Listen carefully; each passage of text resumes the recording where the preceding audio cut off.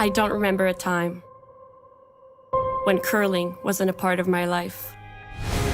When I wasn't putting in the sweat and hard work to be the best that I can be.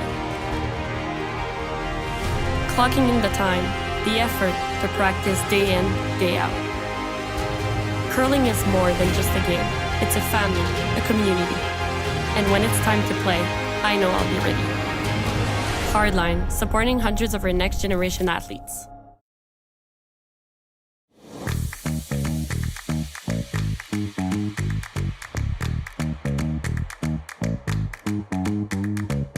I don't know if this is the... Good morning, everyone. Jim Nix with Terry Corbin here at the Saville Center in Edmonton, Alberta for the Saville Grand Prix.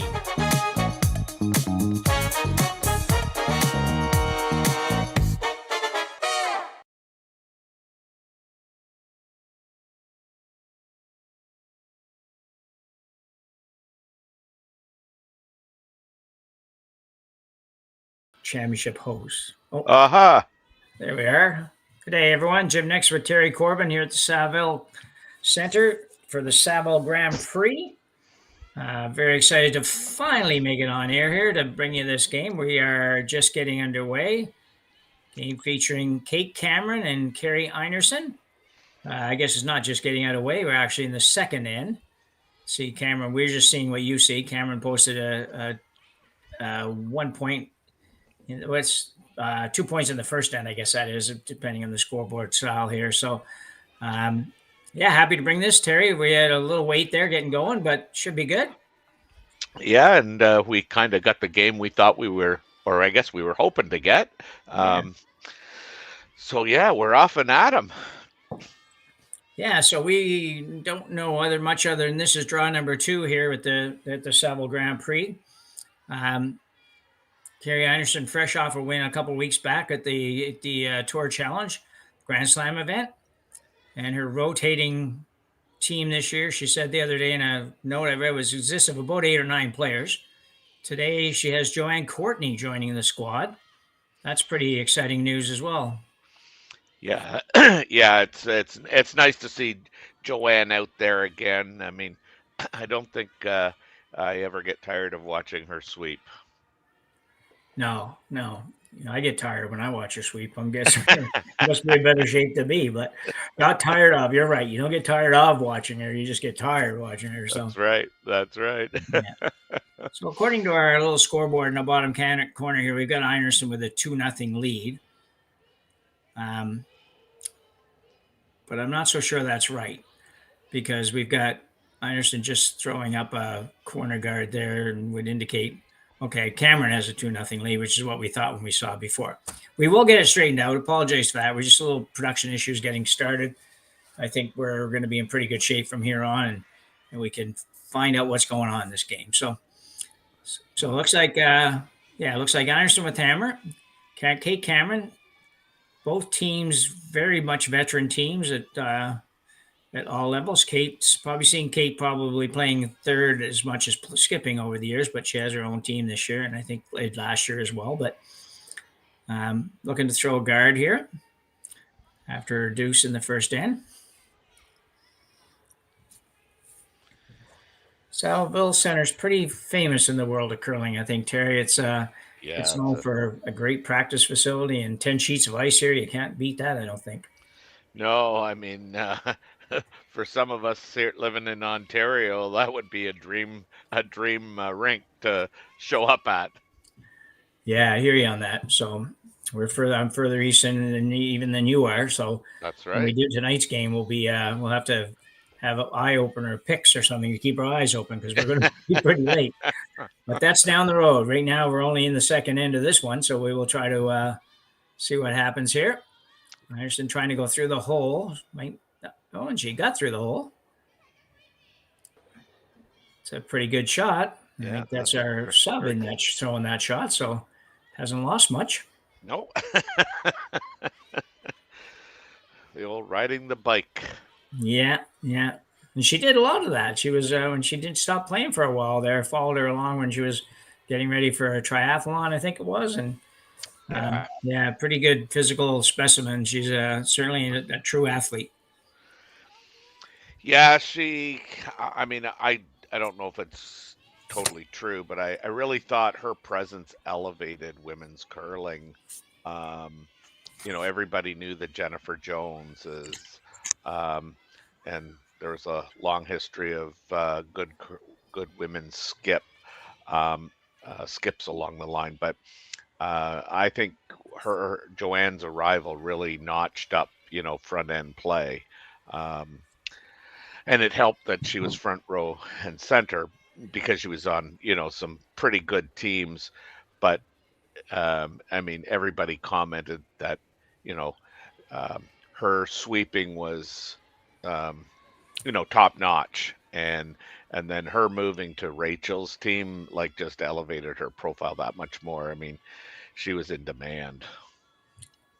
Yeah, I think that's a pretty fair assessment. Really, I think that yeah, I mean, I think she brought the women's sweeping game up a notch for sure. I think it was I think people recognize that the women are quite powerful athletes and can really make a difference in the game, make a difference with the people they're playing with. So I think that's a pretty fair judgment. I think now you've got so many sweepers on the ladies' side that are so strong and so Oh knowledgeable yes. everything. It's a little different now, but I can be willing to bet she's still going to be one of the best out on the ice right now. So Yeah, and I mean, again, she just brought so much to the game. Her intensity was second to none. I always thought, um, and this is where I guess I honestly felt that the front ends started to have more input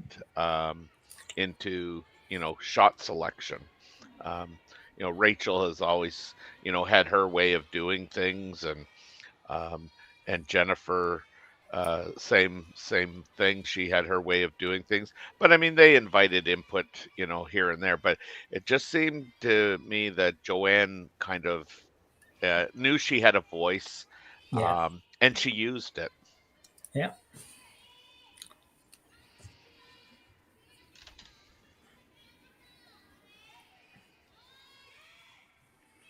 So nothing in play in this end so far. Just pretty much wide open.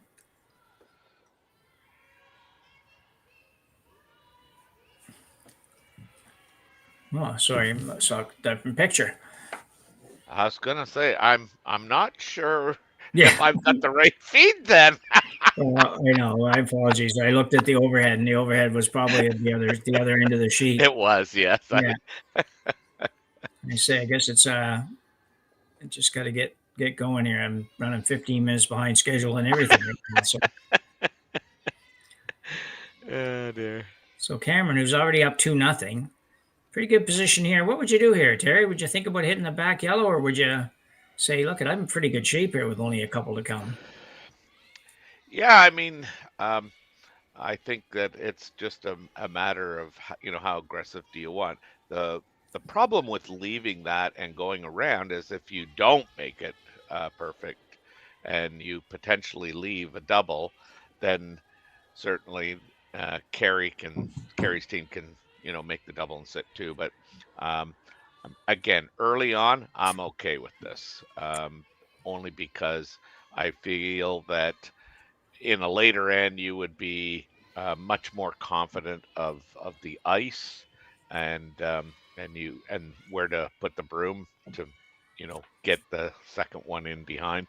And I think the other thing that might have interfered in the or not interfered, but was a factor in the decision was that rock out there. I mean, if it's a it almost draws you to run that back and make the double, Yeah, for sure. which is kind of what Anderson's playing at this stage of the game. It's close. Not quite. Just needed to come up a little bit more. Does move the guard off the center line a little bit, but and Yeah. Cameron faced with a decision what to do here. But You're I looking at like another. now. I like coming in and to use Colleen Jones's phrase that she liked all the time. I mean, I'd like to just Christmas tree around that uh, yellow guard and kind of half cover the shot rock and uh, also get my third shot. Be half behind that yellow guard and just slide three and turn the house over to Team Anderson. Yeah, I think either one's good here. I think it's it's definitely you could really put a lot more pressure on with that Christmas tree shot, no question about it. Straight guard's not even a bad shot. It's just Exactly. yeah. So just a matter of personal preference for this one, I guess. And Yeah. it's nice to be up 2-0, having to think about it this early in the game. That's right. That's right.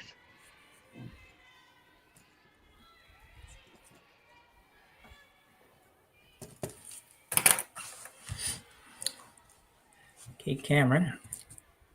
One of the not too many Tuckers on the women's side. There's some, but there's not a lot. Yeah.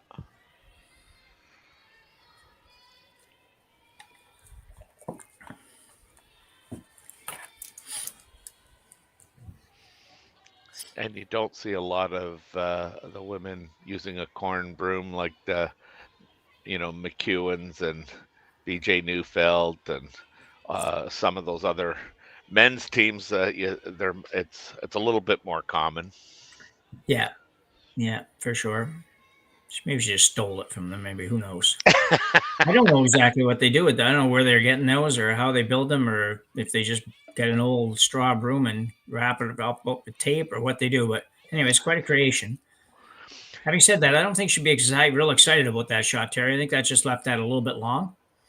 Yeah, so I think they would have loved it a little tighter, and that's kind of why I guess my inclination was to go in too. I mean, and then if it is short, I mean, the chances of it being, out there, Sure. Yeah. they're probably a little less probable. I guess we should kind of probably tell viewers. I mean, Joanne's playing for Burchard, Kerri's normal second, because Shannon Burchard, she's kind of out with a knee injury, and my understanding is Joanne is going to play with Team Kerri Einarson for their next two events. Yeah, that's the way I read it too when I was reading up a little bit, and I think you're correct on that. It sounded like Shannon just had a little bit of a setback in her recovery. So girls are working hard on this. Joanne Courtney's going to show off her sweeping skills on this one. Got to go get it there. Yeah, she's got it there. It's a good shot. Enough, yeah. I'm thinking maybe you would have, I mean, obviously you would have preferred to move that another, probably, what is that? Probably 6 inches and be shot here, because that's right. Yeah. You're going to struggle to find a way to get two. And if Kate makes a halfway decent guard here, you're going to probably be looking at a run back. And the yellows you're going to run back are all really on the wrong side of the sheet for you. So. That's right. Yeah. But anyway, we'll see what they do.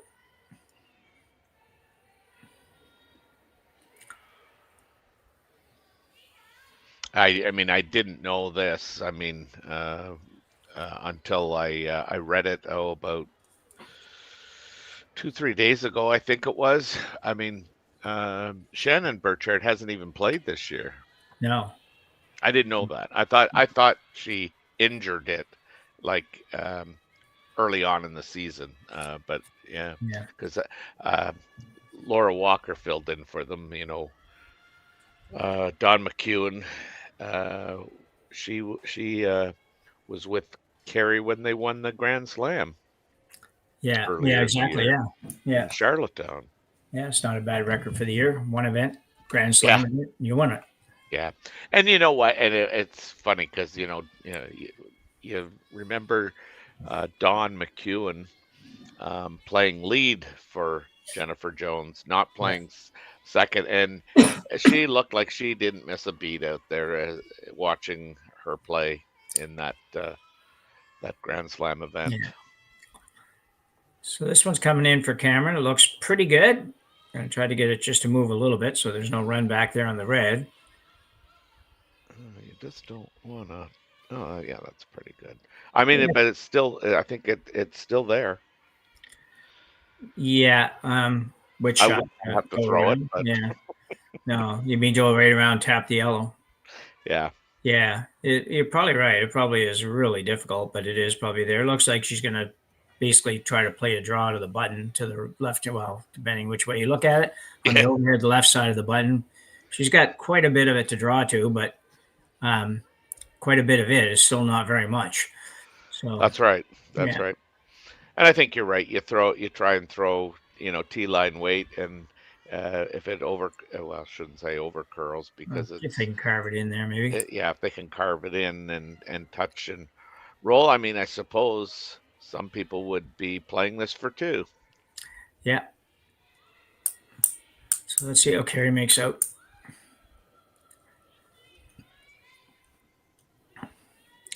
Kerri Einarson.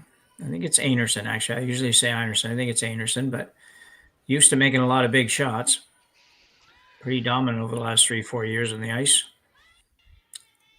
Yeah, and if she had a weakness, I mean, and I don't want to say like, it is a weakness, but not not being able to draw the button or the forefoot, I think is well, so in essence the draw. I think she feels more comfortable playing those hit shots.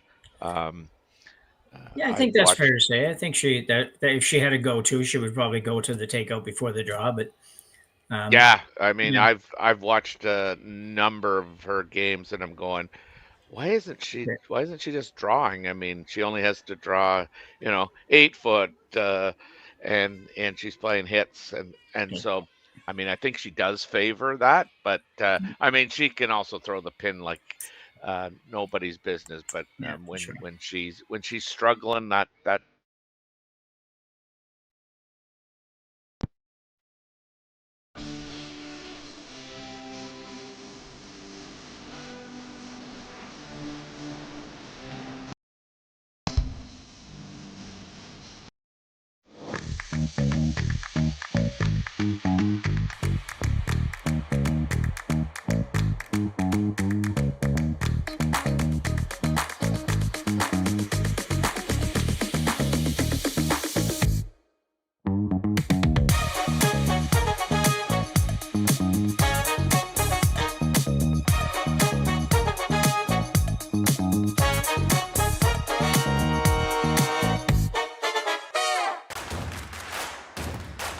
Imagine being able to stream every curling game from every sheet from any event, be it your Wednesday league game, bonspiel, or corporate event. Curling Stadium offers an all-inclusive streaming solution featuring high-quality cameras, ease of use, great reliability, and minimal installation. Offering your sponsors customizable ad space on your streamed curling games and being able to sell video packages to your corporate events for increased revenue. With Curling Stadium, you can stream to any device, be it your mobile phone, tablet, or computer. Push the feed to your desired platform, be it Facebook, YouTube, or any other social media. Curling Stadium is simply the way forward. Where it's commonplace in other sports to televise every game, we want to do the same. Curling is a global sport, and it's time it gets the coverage it needs. Make your curling club the next Curling Stadium.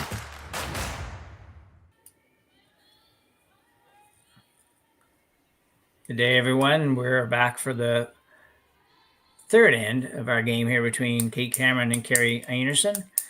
Cameron stealing one in the second end to take a 3-0 lead. Tough draw there for Kerri, I think. Terry. Yeah, like I said, I wouldn't want to be throwing it. It had to be, the perfect line to draw the pin. I think you could have probably thrown it back four and maybe snuck two out of that, but the degree of difficulty there was extremely high. I think she was throwing it for one, and again, if she threw it heavy and they could carve it in fine, but yeah, I really think she was playing for one. And a lot of times these shots, I mean, I really admire these people that can go down and just throw them. Mike McEwen, I always thought was a guy that could do that. Kevin Cooey was a guy that could do that.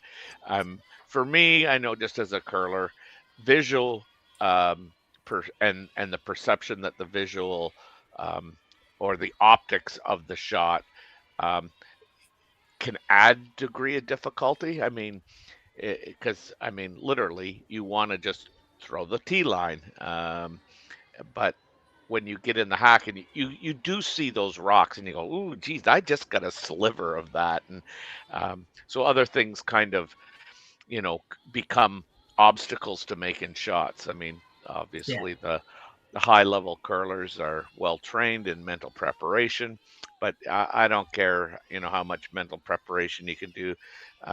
If you can't see yourself like actually making the shot, there's obstacles to making it, and those obstacles are usually the visual or the optics of the situation. Yeah, for sure. So Chris and Carwick went after the double there, but the rocks were pretty close together, but straight lined up. So the difficult became tough, or the double became tough. Did get one roll towards the corner. She would like to maybe duck behind the corner, but we move on to Taylor McDonald, I think, on this one.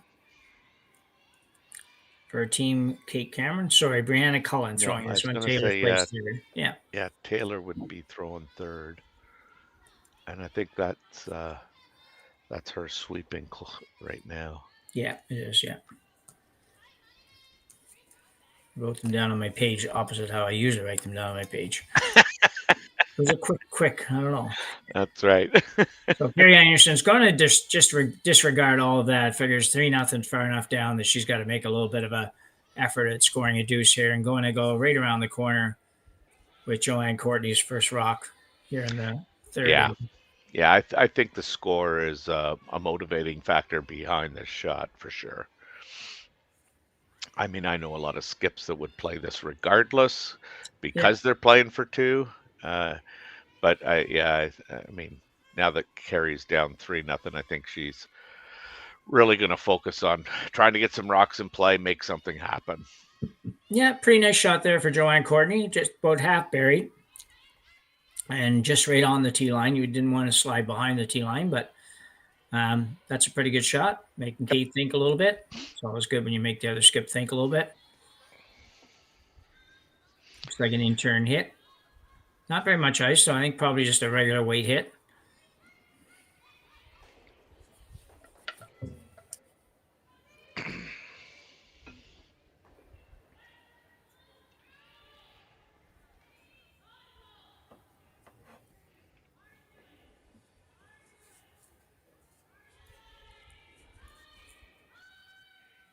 This is close to the red guard. Oh, the dreaded little rub. Just rubbed it, yeah. Opened it up a little bit more, so next time it'll be a little more accessible, but Kerri's got a couple options. She's basically showing them all to us here. She could play a little drawdown, partially buried where she was a second ago. She could hit that one on the top. It's not a lot of room for this second rock in here. That's the problem. It's just, to get it in the right place where you don't set up a double is not super easy. Yeah. I do like this shot though. I mean, but you're right. By going around here, for argument's sake, if she plays the top one, she could also get a roll in behind the red one that's on the 8-foot, and draw play, back into the center, which is probably where Kate wants to play anyway. Yeah. But again, this is real good. Yeah, it's looking pretty good. That's real good. That's perfect, I think. So another player, I think that for a few years was no more of a hitter than a draw specialist, even the year she played third, Joanne Courtney. But over time, her game certainly changed around. Playing with Holman, as aggressive as Rachel is, sometimes make you have to be a little more rounded player, I guess. If that's fair, that might be a little bit of a stretch, but still. Yeah, I mean, I remember, and I don't know if this is kind of when she first came on the scene, but I remember her playing with Saskatchewan. Okay.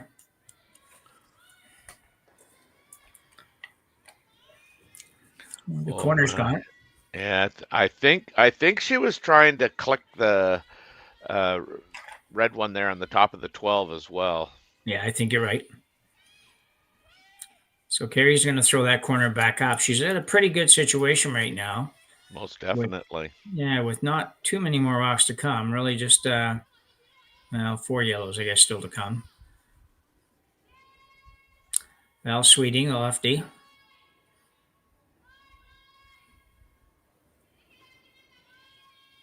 Yeah, I mean, I think that was Cameron's Vice's first rock that was thrown. Yeah, yeah, it was. So, Yeah.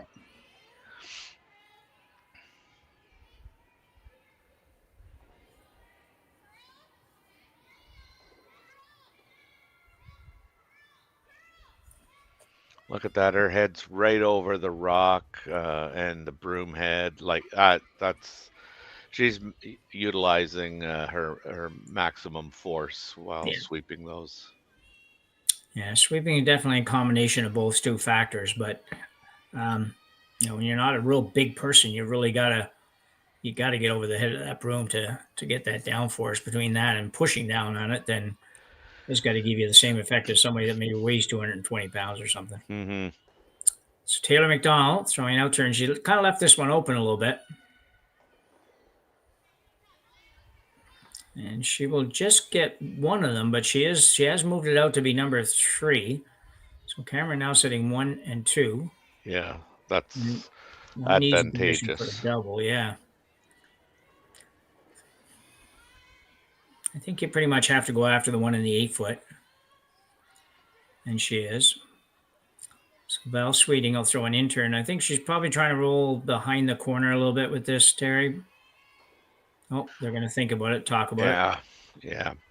I would think so. I mean, you do want to get that under cover and force Team Cameron to play another run back.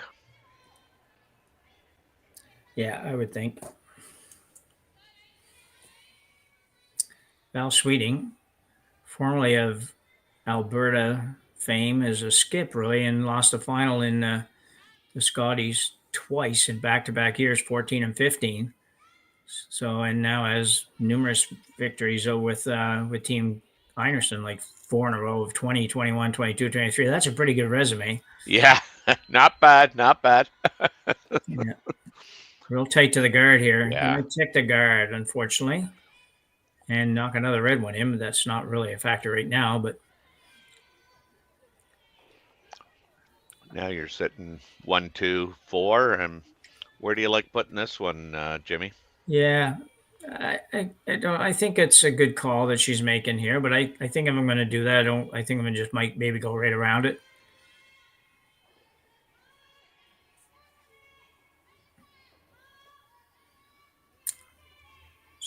Again, another end that Cameron's in pretty good shape, though. Yeah, you don't mind having these tough decisions when you're up 3-0.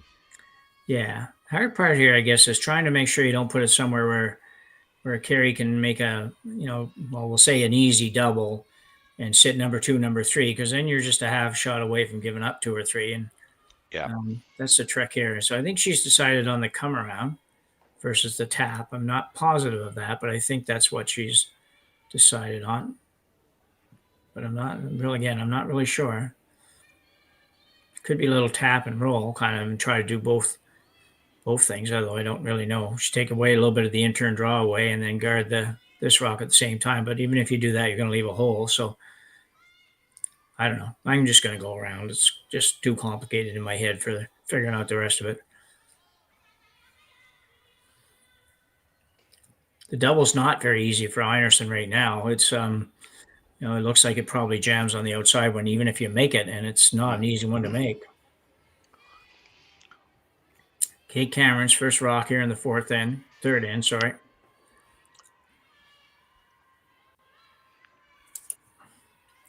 Sweepers are Yeah, beyond Colin and Mackenzie Elias. yeah. If this thing's short, I mean, she'll just go around everything or play the hit and roll. This is pretty good. Yeah. I think that's terrific. I mean, it is behind the tee line, which is unfortunate, but it was going to be hard to make it too much better than that. You force Einarson to draw, but if she does, then you follow her down, sit right there, and probably force her to take her one and be happy. Which really, that's all you're looking to do here anyway. You're not really looking to necessarily score a point unless you get it handed to you a little bit, I guess. Yeah, I mean, yeah, gotta think that, well, I mean, Kerri obviously wants to make every shot, but when you're down 3-0, looking at 3, and you pretty much have to, kind of get on the scoreboard here. This is a really big shot. I think you're right. I think this is a huge shot. I think this is one that can dictate where this game goes, really. So This is where you hear, "You got this, skipper." Yeah. Courtney and Karwaki on the brooms. They look pretty comfortable with where they are right now, so it must be pretty good. Got to get by that top one. Looks perfect. So that tells us what Kerri would like to talk to us about, saying she's a hit first person. That's pretty good. That's right. That's a really good shot. I mean, it's above the tee line. If Kate gets to the nose of that, I mean, she's not going to get shot. This is now, just because she made such a great shot. I think it's probably now, how do I take away the score of 2? Yeah, absolutely. She can't really do anything with it. That's absolutely perfect shot. There's no question. I mean, I would have been pretty happy if I slid right to the back one on that, even though I ran the risk of her coming down on top of it. But it's like you say, Kate can't really do anything with that, other than maybe play some kind of a guard type shot that makes it difficult for her to tap and get to. It's pretty dangerous for Kerri to decide to play a shot off her red in the 8-foot. Probably too dangerous, to be honest. So we'll see what happens. But at this point, I think she's just looking to kind of guard against that little tap shot.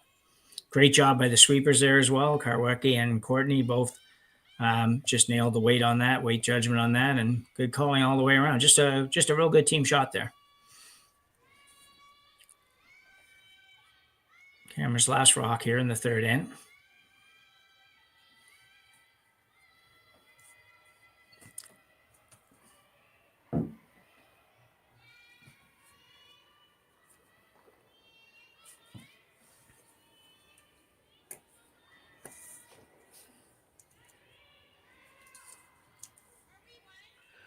Ideally, I think Kate would like this to, get to the rings.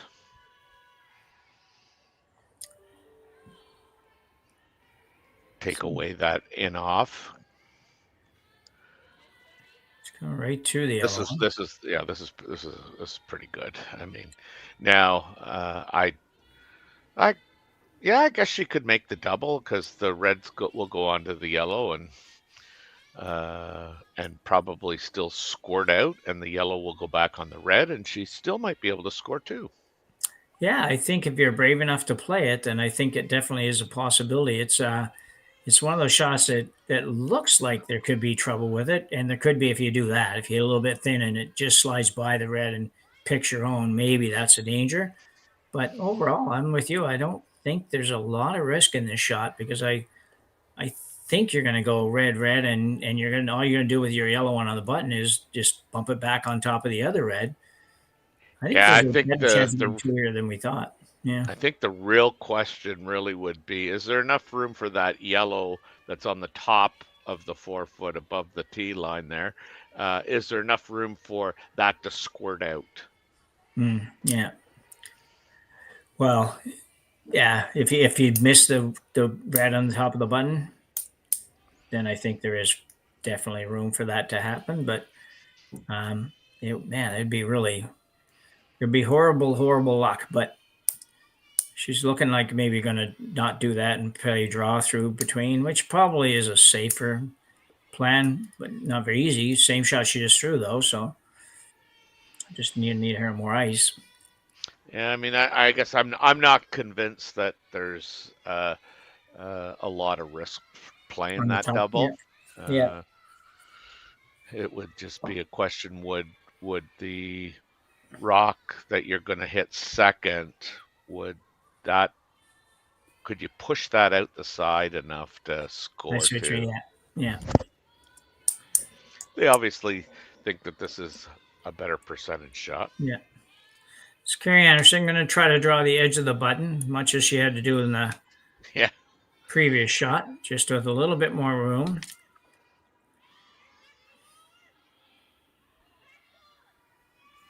Courtney and Karwicki. Courtney on the inside this time.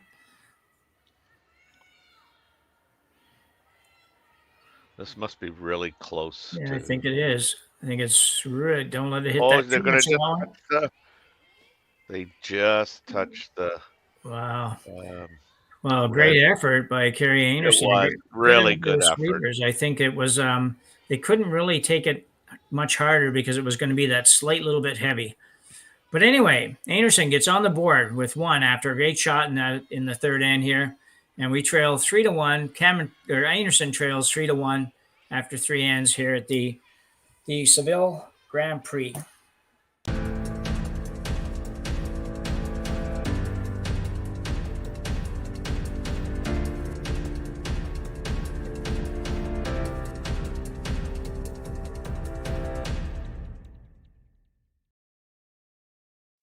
I don't remember a time when curling wasn't a part of my life.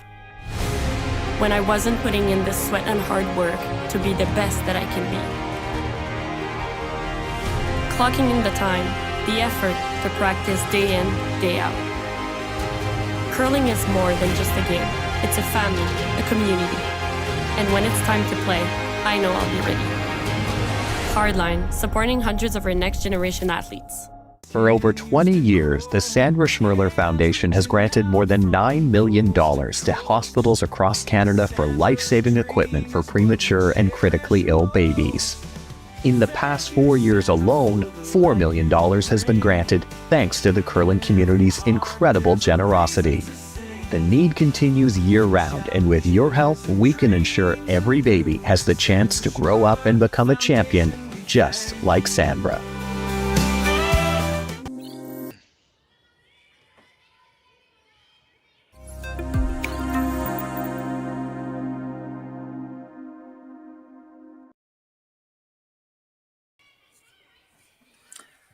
So we're back for the fourth end action.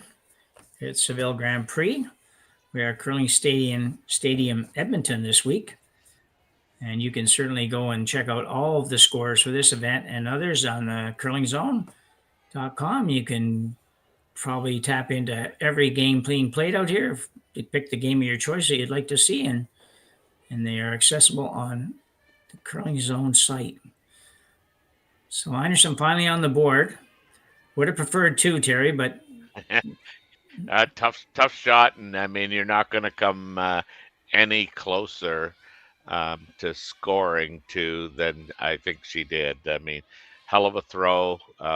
Again, just watching the sweepers try and ensure that they were given enough information to Val in the house that the weight was close, and so it was all a line shot, and she just rubbed the one at the top there and skidded off. So we have a 3-1 game, and Kate now gets the hammer. So let's see what she can do with it. Yeah, it's a bit of a precarious situation for the Einarson team too. They really, you always like to be in a position that you can afford to force to one, and they're there, but barely. They can't afford to give up a deuce here. It just gets to be too difficult with you'd only have 4 ends to go and down 4. So obviously Einarson would like a steal, but at no worse did she forces Cameron to take one. And they can do that. They just haven't quite put it together here yet. They haven't had a lot of pressure on the camera team. We've seen a couple events, and really it's been, if not all Cameron, it's been dominated at least by Cameron the last couple events. Certainly, their rocks have been in better positions than Team Anderson's rocks, and hence the score as well. We it was, I believe it was last weekend. We did a game, and the hammer efficiency of both teams was really good. Like, they just, when they had the hammer, they were scoring 2 or 3, and we only had one steal, but Yeah. yeah, the hammer efficiency was really good. Yeah. Bit of a mistake there for Team Cameron, coming way back behind the T line and allowing Einarson the chance to come around multiple guards here. Hmm. Good opportunity for Kerri to get one in. Showing Courtney's first stone. And then number 4. About number 7 stone for the year, probably, for Joanne. Yeah, don't ever kid yourself. That Yeah. gal's probably thrown 1,000 rocks in the last 3 weeks. Yeah. So pretty good shot there. They were not really looking to go back that far, but once it got there, they had to keep sweeping it to make sure it just didn't over curl and maybe slide by everything, obviously. Yeah. Finally in rock number 6, so they're able to peel the front. So Cameron will look to remove at least the high one. Yeah, she'd definitely like to open up and rearrange some of the rocks here, and this is going to be a nose hit. So she really didn't improve Didn't the change situation. much with that, no.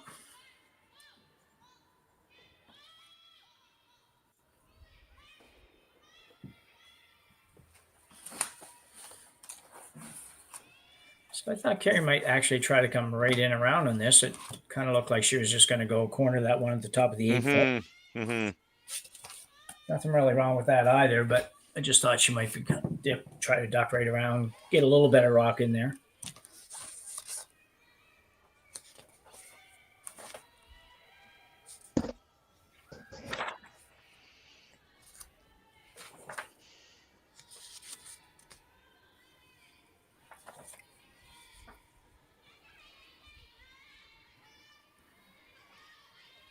This is pretty much what they called. Yeah. Okay, good shot by Courtney. That's where the skipper wanted it.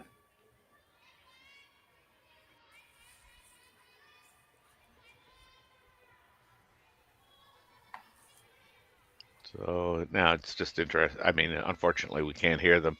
Whether she's going to try and run that rock into the yellow, or it's a straight peel. Yeah, I'm not sure.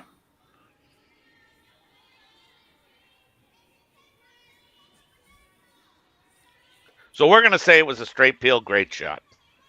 All right. I think that's probably what it was, to be honest. I kind of think that that was probably the call too.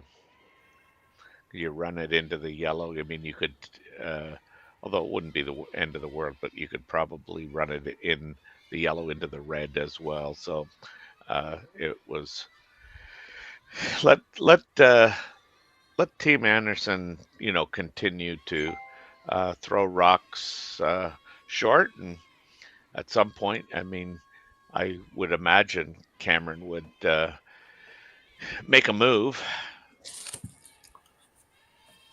Yeah, I would agree.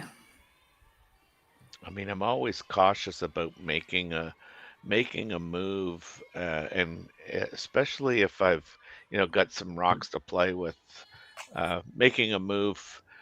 For the sake of making a move, but also, I mean, I think it gives your opposition the opportunity just to make one shot to force you into one. Yeah. They're going to have a little chit chat here. So what do you think this discussion's going? I think it's about how they want to, excuse me,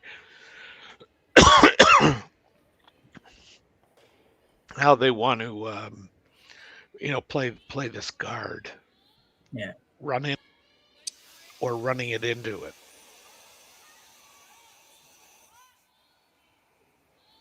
Whoops.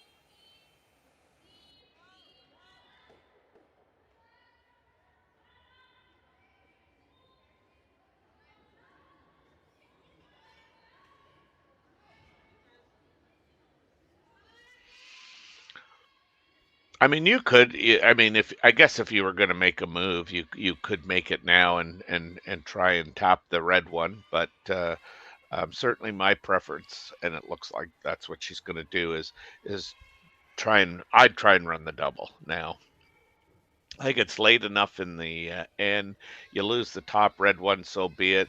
I think this is one of those shots that allow you to get rid of 3 rocks and your shooter.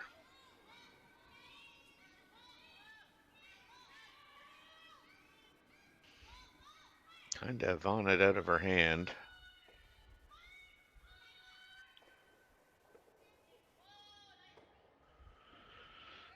Again, not much changes. The scenery basically remains the same. And now Kerri's looking at going right in, which I think is a really good call.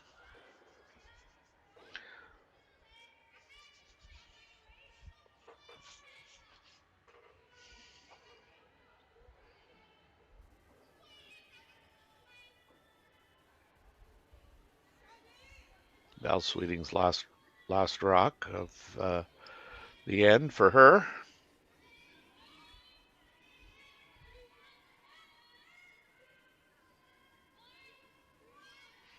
Sweepers are indicating that they've got enough weight to get it everywhere they want to go.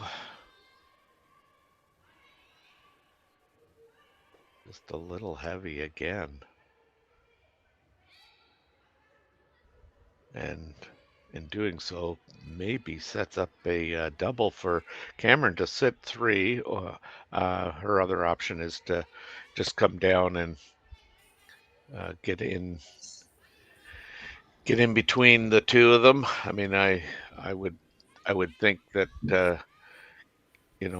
Kate's just going to try and make sure she scores. I'm a little surprised that she doesn't take a run at it, in the sense that she could sit 3. But I mean, again, Kerri would really probably only have to make 1 shot, because they'd all be behind the tee line to take the end away from her as well. Finally made it back, Terry. Sorry about that. I lost my. No problem. We missed you, but we carried on. Yeah. We weren't going to pay any ransoms or anything like that. So No. yeah. Sorry about that. I was actually just trying to figure out the feed so I could answer somebody on the chat, but I couldn't get in. And then all of a sudden it was like, oh no, what did I do here? So my computer incompetence kind of showed up for a minute. So anyway, I heard what you were just saying. Yeah, I was a little bit surprised as well. I figure you would end up with the same result probably, and yeah, that yellow one's in there. So I'm a bit surprised that you wouldn't have taken a run at that too. But everything at the back, not really any real trouble for Cameron yet. Nope. As far as that goes, because as Kerri can put this around and put it above the tee line, then she's still not in a position to put a lot of heat on Kate Cameron.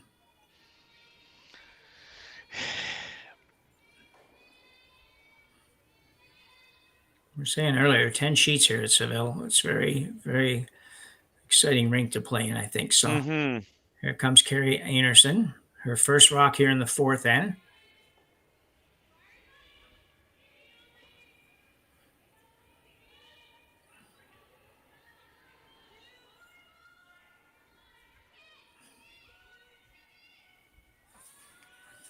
This thing is really curling.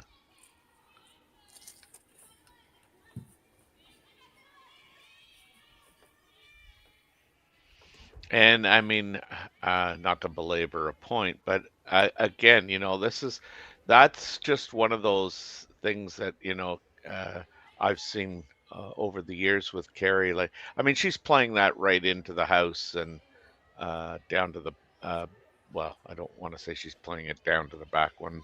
I mean, she was definitely trying to get shot. I mean, but that really wasn't close when you consider the level that she's playing at and does play at. Yeah, I agree that she would have. The pro side misses they talk about all the time on that particular shot probably was to be a little bit on the heavy side, or at least not quite that light. But we'll see where Kate goes. Kate could make this really tough on her if she puts this rock around the guard, top of the 4 foot somewhere. I'm not sure what Einarson's going to have, but she might be able to draw something up with a couple of rocks in front. So Kate Cameron's same thing. First rock here in the 4th end.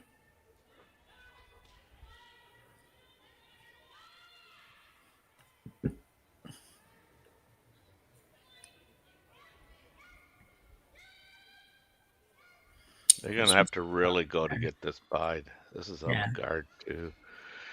I don't know if it's a little heavy out there or not, but it doesn't seem like it should be. But she was probably she might have had pretty close to the right weight, really. If she had got by, she would have been in the neighborhood anyways. Mm-hmm. I'm surprised Kerri didn't put her running shoes on and run down to the other end to throw this, given that the outcome, because I'm sure she was not looking at this shot after she had finished throwing her last one. I'm sure she expected to have a much more difficult shot.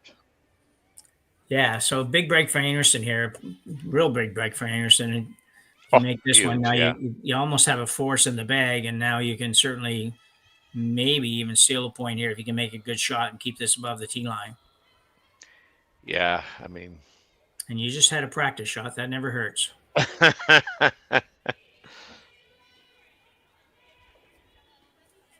Courtney and Karwacki on the brushes. This has looks like it's got better line too. Yeah. Gotta go pretty hard though, I think. Geez, look at it curling. Yeah. But this looks She's pretty gonna good. be okay for line. Yeah. You want to bury that if they can. Yeah, and they did. Yeah, that's a very nice shot. Again, nice sweeping job by the front end, and pretty tough shot coming for Cameron. She's looking at whether or not she's got enough room to go by and chap that out. And she might have. It's ice has lots of curl in it. It doesn't have a real radical finish, I don't think we'd say, be fair to say, but probably enough curl here to make this, but you're going to have to be perfect. Yeah, I mean, the question is, does it curl enough if you throw, kind of back 8 weight, to move it 2 feet? They obviously think it does. They're going to give this a go. Yeah, they're not taking a lot of ice here, so yeah, I'm thinking it's she's probably looking maybe even a little bit more than that. Oh, she would have to be looking at more weight than that. I'm convinced of that. Yeah, she'd be looking at probably board weight with that ice, and tough shot that way. I don't know. Mm-hmm. Let's see how she gets along.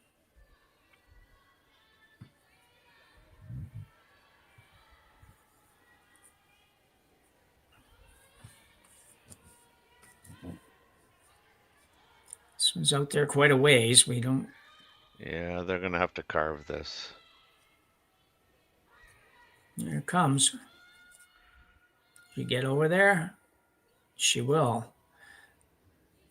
Pretty good shot by Kate Cameron. I think she'd be quite content with that. She obviously wasn't playing a weight that would have made it easier for her to get to. She wanted to make sure she got rid of that stone. She did that. Picks up one, and we have a 4-1 Cameron lead after 4 ends of play here at the Saville Grand Prix. Here's what I found. I don't remember a time when curling wasn't a part of my life. When I wasn't putting in the sweat and hard work to be the best that I can be.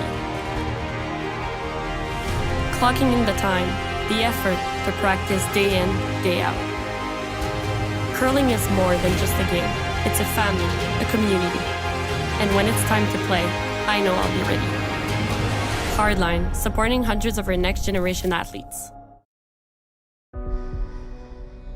Everything I've worked for, everything I've sacrificed, has led to this. It's out of your hands now. All the gold medals in the world can't help you now. You can throw the perfect rock and still miss, but it just takes one.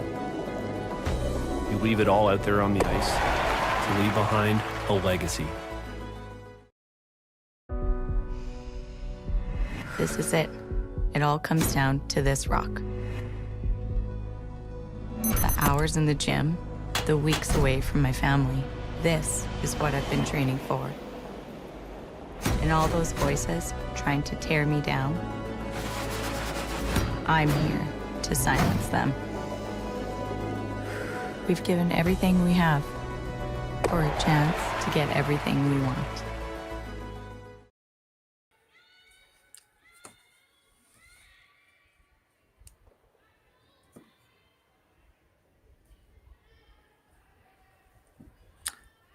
Hey all, we are back once again. Jim Nixon, Terry Corbin here in Curling Stadium, Edmonton at the Saville Curling Center for a game between Einarson and Cameron. Second round action in the Spiel, just getting going. Really triple knockout format, if I remember right, and we'll double check that. But this game has gone kind of all Cameron so far, with the exception of that end. We had a chance for a little bit of a chance there for Einarson to do some damage. Terry? Mhm. Yeah, I mean, I think, there's a couple things in play here on Kate Cameron's last shot. I think she probably knew she couldn't hit that and stay for two. But when she looked at the options of potentially playing that out turn draw to the button, that didn't make sense to her. So even then, she was looking at scoring, and she decided that if she was going to score that, playing that shot was her best chance at scoring one. So I think that's why she played it. And just on another note, the gals are playing a round robin, Jim. Okay, thanks. Yeah, they're doing pools. Okay. Appreciate that update on that. I hadn't had a chance to even look at that yet.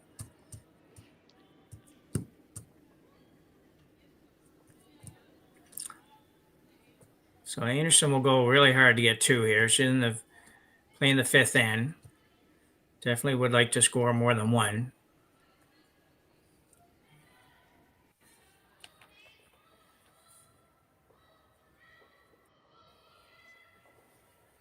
Yeah, they have four pools. Two of the pools have 5 teams, and 2 of the pools have 6 teams. So they have 22 women's teams here at this event. Yeah, that's a big field, 22 Yeah. teams, especially I think the men, if I recall, only had 16 maybe. That's right. You're Yeah. absolutely correct. The men had 16. Yeah.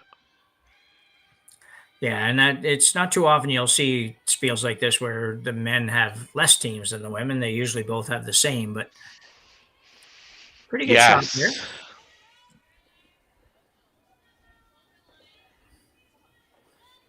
Yes. So it'll take a little while to develop this end. It's hard. Sometimes you want to be shot rock early, and most of the time, if you're trying to score multiple points, that's not normally going to be the best plan. Yeah.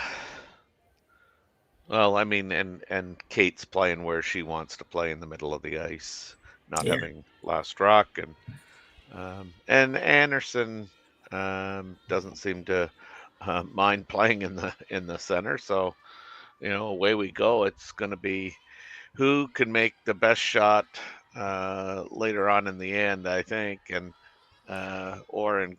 sometimes. In this case, it would be Kerri's choice. Like, when do you want to blow this up? Yeah.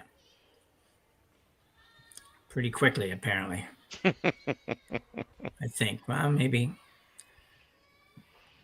Just going to hit the back one first. And that's really just to prevent spinning it into the house, I think. Mm-hmm. Yeah. Looks different. People out there that might look at that and say, well, she can't make the double that way. Well, the double's probably not there either way exactly, but this way, at least she doesn't hit the high one, then hit the second one into the rings and have to deal with something else. So,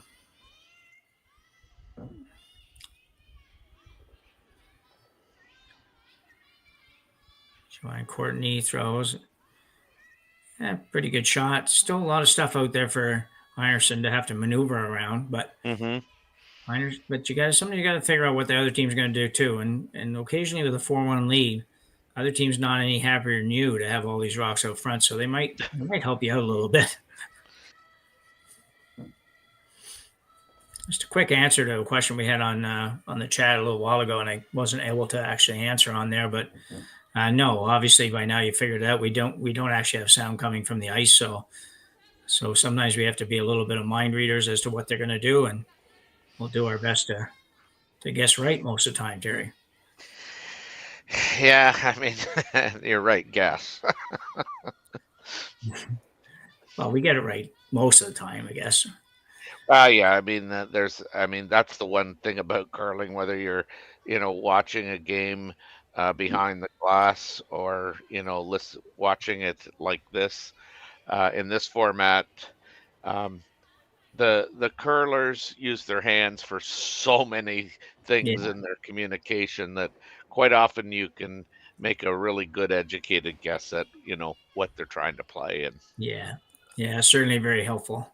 yeah, I mean, I So think the hardest thing for me is just getting a read on the weight selection, because um, it sometimes you look at it and you go, I don't know what they're playing here, whether they're playing a board weight hit. But again, once you've seen the ice for a little bit, you can again make an educated guess based on that ice. They're throwing this kind of weight.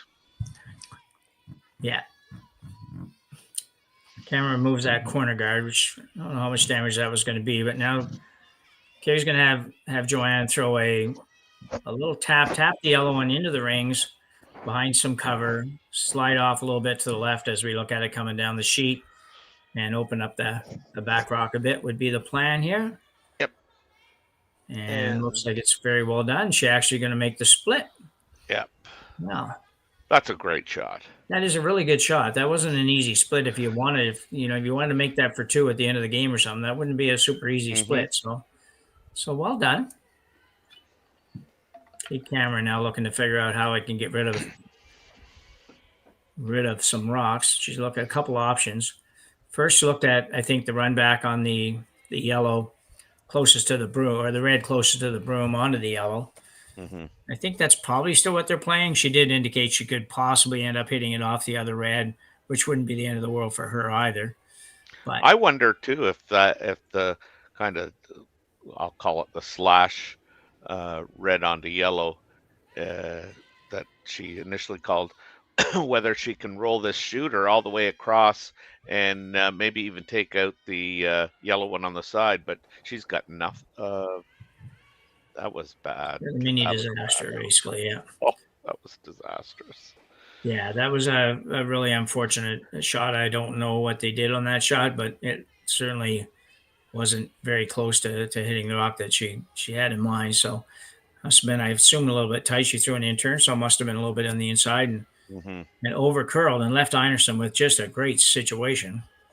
A couple of corners, they're not yours, but they're over there, and you get a chance to go around, and shot rock remains basically wide open. So great position for Einarson to maybe get back in this one, as she's drawing to sit 4. Yeah.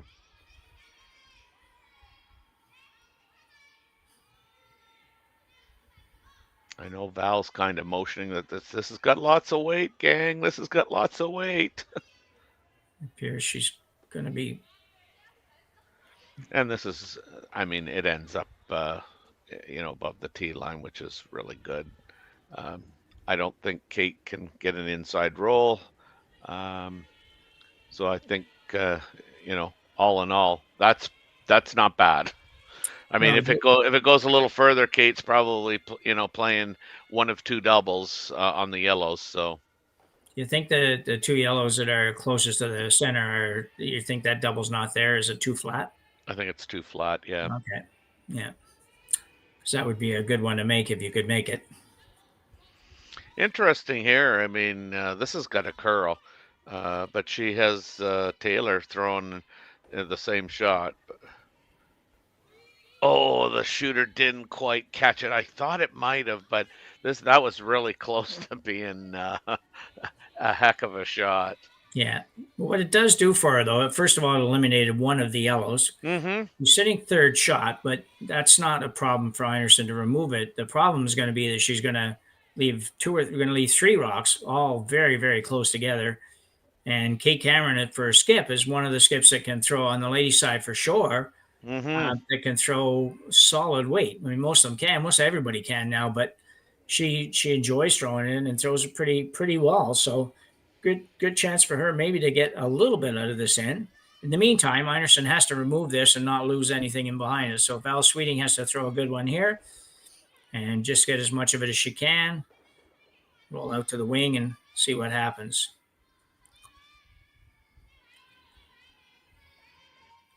This Karwacki pointing at something, but I just don't quite sure know what it is. Courtney now trying to hold this. Should be good. Yeah, that's as good as you can make it, Terry. It didn't, it was going to end up with something like that no matter what. So that's right. Yeah. So 2 is pretty easy. 3 might not be super easy. So I don't know if you get 3 there or not. Maybe. Yeah. I mean, I guess, with the perfect shot, they could all go.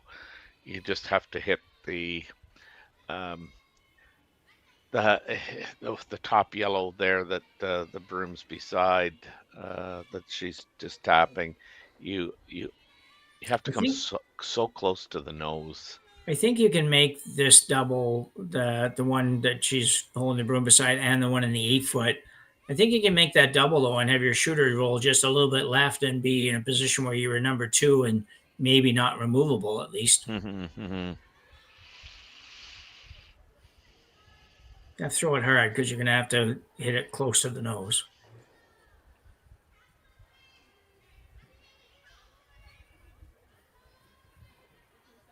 It's Kate Cameron facing 4 with their first rock here in the 5th end.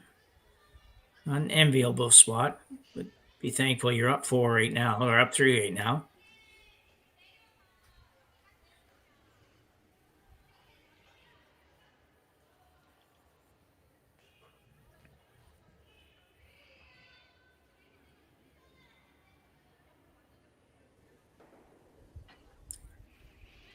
Well, she got 2. I'm not exactly sure if that's the 2 that she was expecting to get or not, but yeah, I don't know either. But she's left Einarson sitting 2 with a chance to draw to sit 3. Mm-hmm.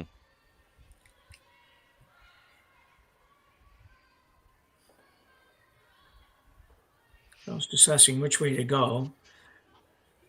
Instinctively, I would think you were going to go, as we look at the overhead, you go to the right-hand side and just try to bite the 8-foot and even up all those rocks. But that's maybe not quite as easy as it sounds sometimes. Exactly. I don't know that I want to throw anything over towards the red, though. I know there's a chance of setting something up over there, but I don't know if I want to go over there. I think I might end up set up too easy of a double. So this is a shot I think is good. Terry, what do you think? Yeah, I mean, unfortunately, you're trying to get another rock in play to count, and I guess the good news is that those 2 yellow ones are even, and if she can get one pretty much even on the 12-foot and have be third shot, that would be ideal. I mean, I don't know that there's like a better place for this rock. The only problem here is, I mean, you are definitely, playing to less of a target.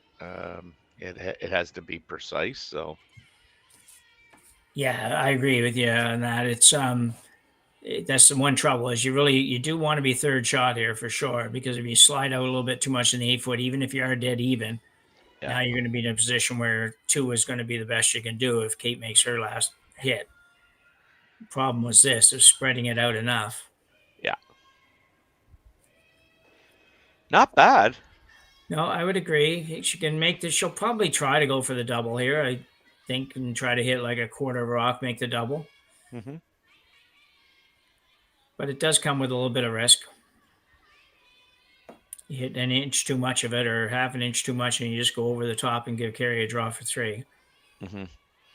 Yeah, I think the only way that could have been maybe a little bit better is if it, they take it another half a foot to a foot, probably a full foot. Yeah. Once you know it wasn't going to be even with the other ones, then you could go back there another foot easy and maybe made this even that much tougher. So Kate Cameron, in-turn hit. We think pretty sure she's playing the double here. I think she's playing double all day. Yeah. Must be close. It's through the hole. Not close at all. Right through the hole. Holy cow. Big miss for Kate Cameron. A big break for Einarson.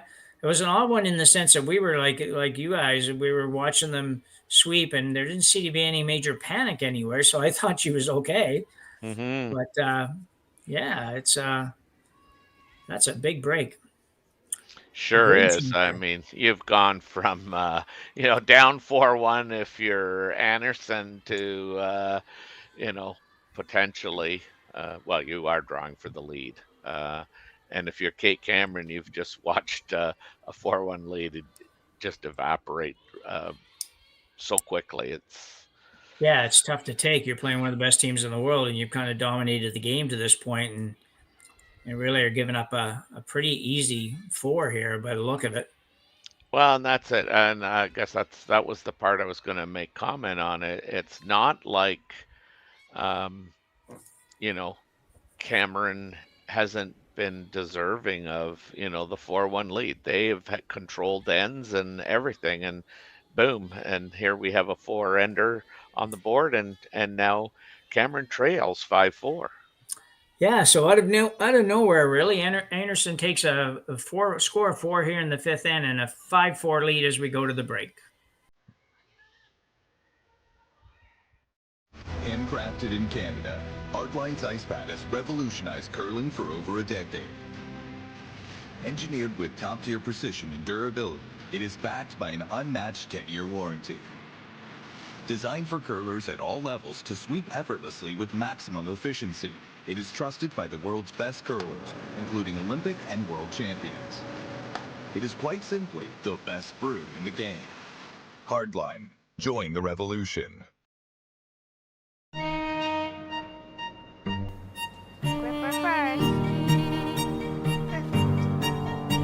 Don't forget your brooms. Yep, you got it.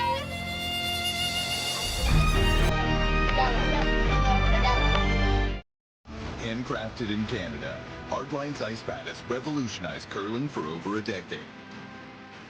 Engineered with top-tier precision and durability, it is backed by an unmatched 10-year warranty.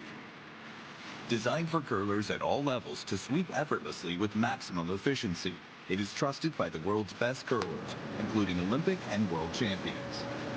It is quite simply the best brew in the game. Hardline. Join the revolution.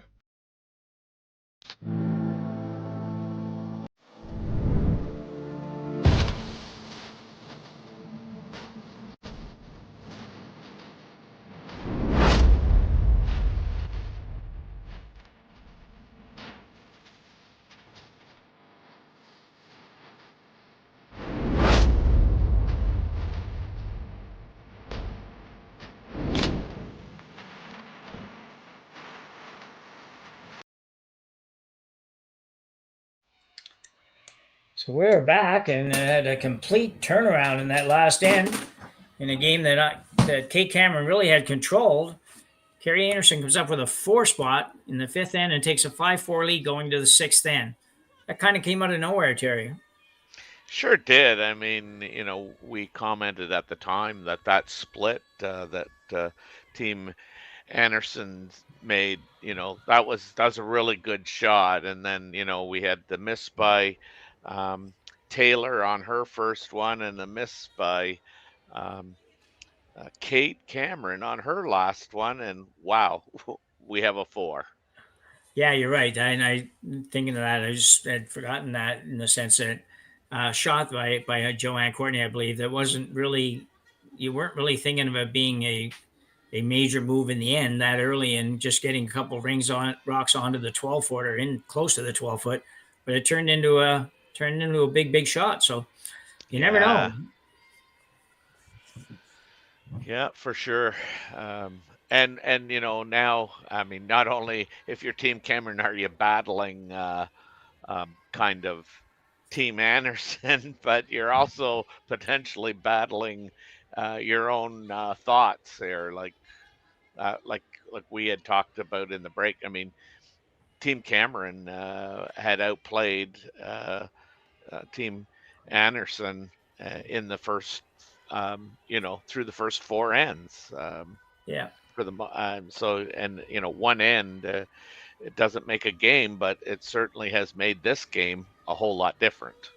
Yeah, sure has. You went from a position of strength, obviously, with a 4-1 lead and a chance to kind of take total control of the game, and instead now you're battling back when you really didn't expect that. But again, certainly experience will help in this situation. I'm sure that Kate and her team have been through situations like that in the past, and you just got to go. You're down one playing six, so you're not necessarily in great control of the game, but you're not in a bad spot. You score here, and you're even if you're only tied up after six, you have hammer and the even ends, and it's not bad. So you just got to get with it and get at it. And you got to put on a little offense here, which they haven't really had to do so much. So Anderson's team was giving them enough that they didn't have to make a lot of great shots. Now you got to make some good shots, and they started off pretty good here. There's two pretty good ones. Yeah, and I mean, I guess if you're gonna give up a four-ender, I guess there's no good time. But if you're giving up four when you're up three, I mean, that's better than giving up four when you're tied. Trying to find the positives for Team Cameron here.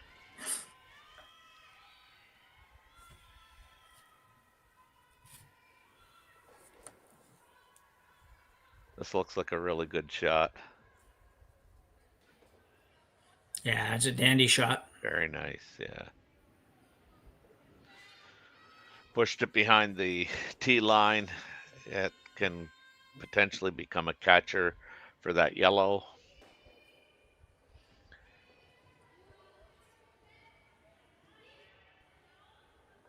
Really interesting call. Yeah. Case just trying to get a little creative on how to go about this end. I think, I mean, for me, I know they always gather as a team prior to throwing the first rock of the next end. But I mean, if I'm Team Cameron, I'm just going, you know what? Like, let's hold on here. We're playing the sixth end.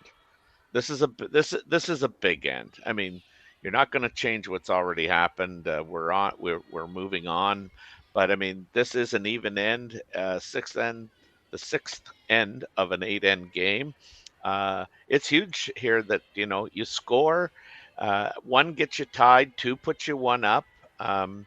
So like, I mean, I'm sure you started the game feeling you had to play all 8 ends. So if I'm Team Cameron, that's kind of the little talk I have as our group, and just say, like, scoring is essential here, boys, girls.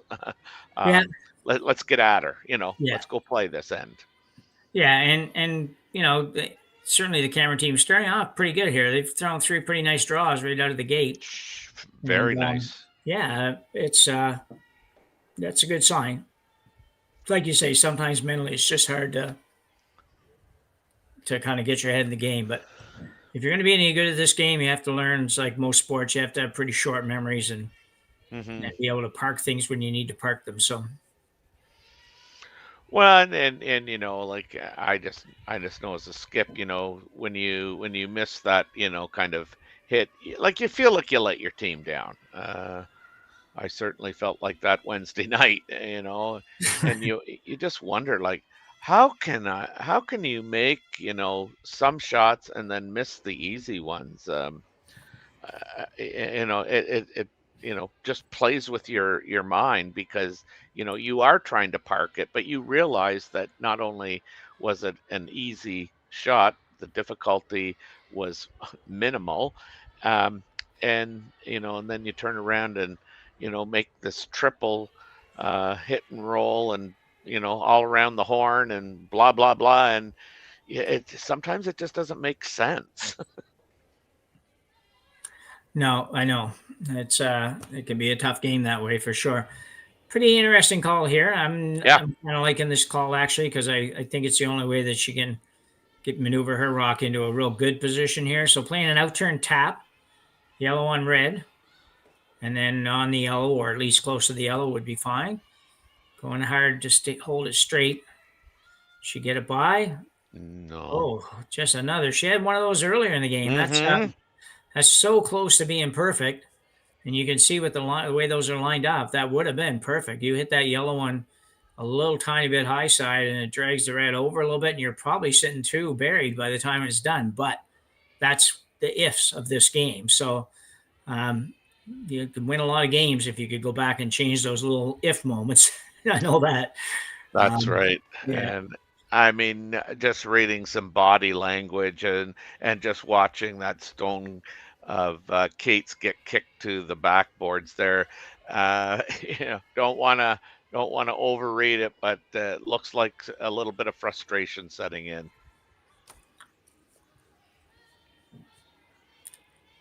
Yeah, so Joanne Courtney sweeping that a little bit, just trying to guard up this raise that Cameron just played. You can see how you can get there probably on the intern, but it's not nearly as a good a result, I don't think. Although Cameron might. She's looking to kind of hammer in the front one and going straight back. Might not be a bad shot, Terry. You're right. I mean, the likelihood of you losing that back one on the 4-foot, I mean, that may not be a bad thing. Yeah. So Taylor McDonald. And an out-turn run back. Just to curl a hair. Interesting. They were trying to hold that straight. I thought they actually needed to curl a little bit to make the shot that they were trying to make, but it's something it's hard sometimes to decide when you say, well, we're not going to get there, so let's try to at least get rid of the guard and lose the shooter. Unfortunately, they didn't lose the shooter, but so Einarson now has Kate Cameron a bit on the ropes here. Yeah, I mean, again, just scoreboard looking. I mean, for Team Einarson to score 1, would put them up 2 with 2 ends to play. I like the odds of winning those games. Tied, if your Team Cameron tied after 6 with 2 ends to play, I like my chances at that winning those games too. Yeah. Yeah, she has to find a way to score here for sure, though. That's imperative. Val Sweeting now. Is probably just trying to guard up this side. Mm-hmm. It's going to get really tough for Kate Cameron to score here in a minute, I think. So it might be overcurling a little, though.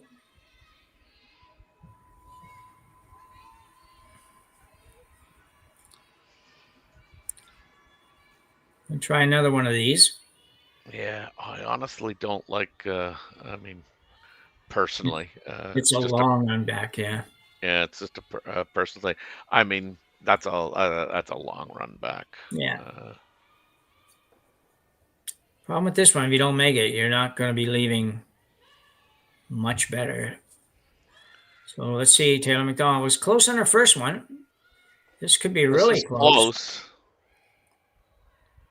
Well, that's a great shot. And I'm not sure who has shot. It's really close. It might just be the red one at the back of the 4-foot. But either way, that was a great shot by Taylor McDonald. Yep. Certainly improved the situation immensely, at least temporarily. Yeah, I think that's much better than it was. Yeah. That was a long run back. That was a good throw and a good call. I think the fact that they had just thrown it made it that much more realistic to play. I think it's, they just played it and they knew exactly what it was going to do. And And Taylor obviously is not somebody that throws it a million miles an hour. She threw that solid, but it wasn't like or maybe she can throw it that hard. I don't know, but that wasn't what they were playing. They were playing something with maybe a little bit above normal weight, but that was Right. also good shot. Kerri Einarson now throwing her first one after they get rid of debris.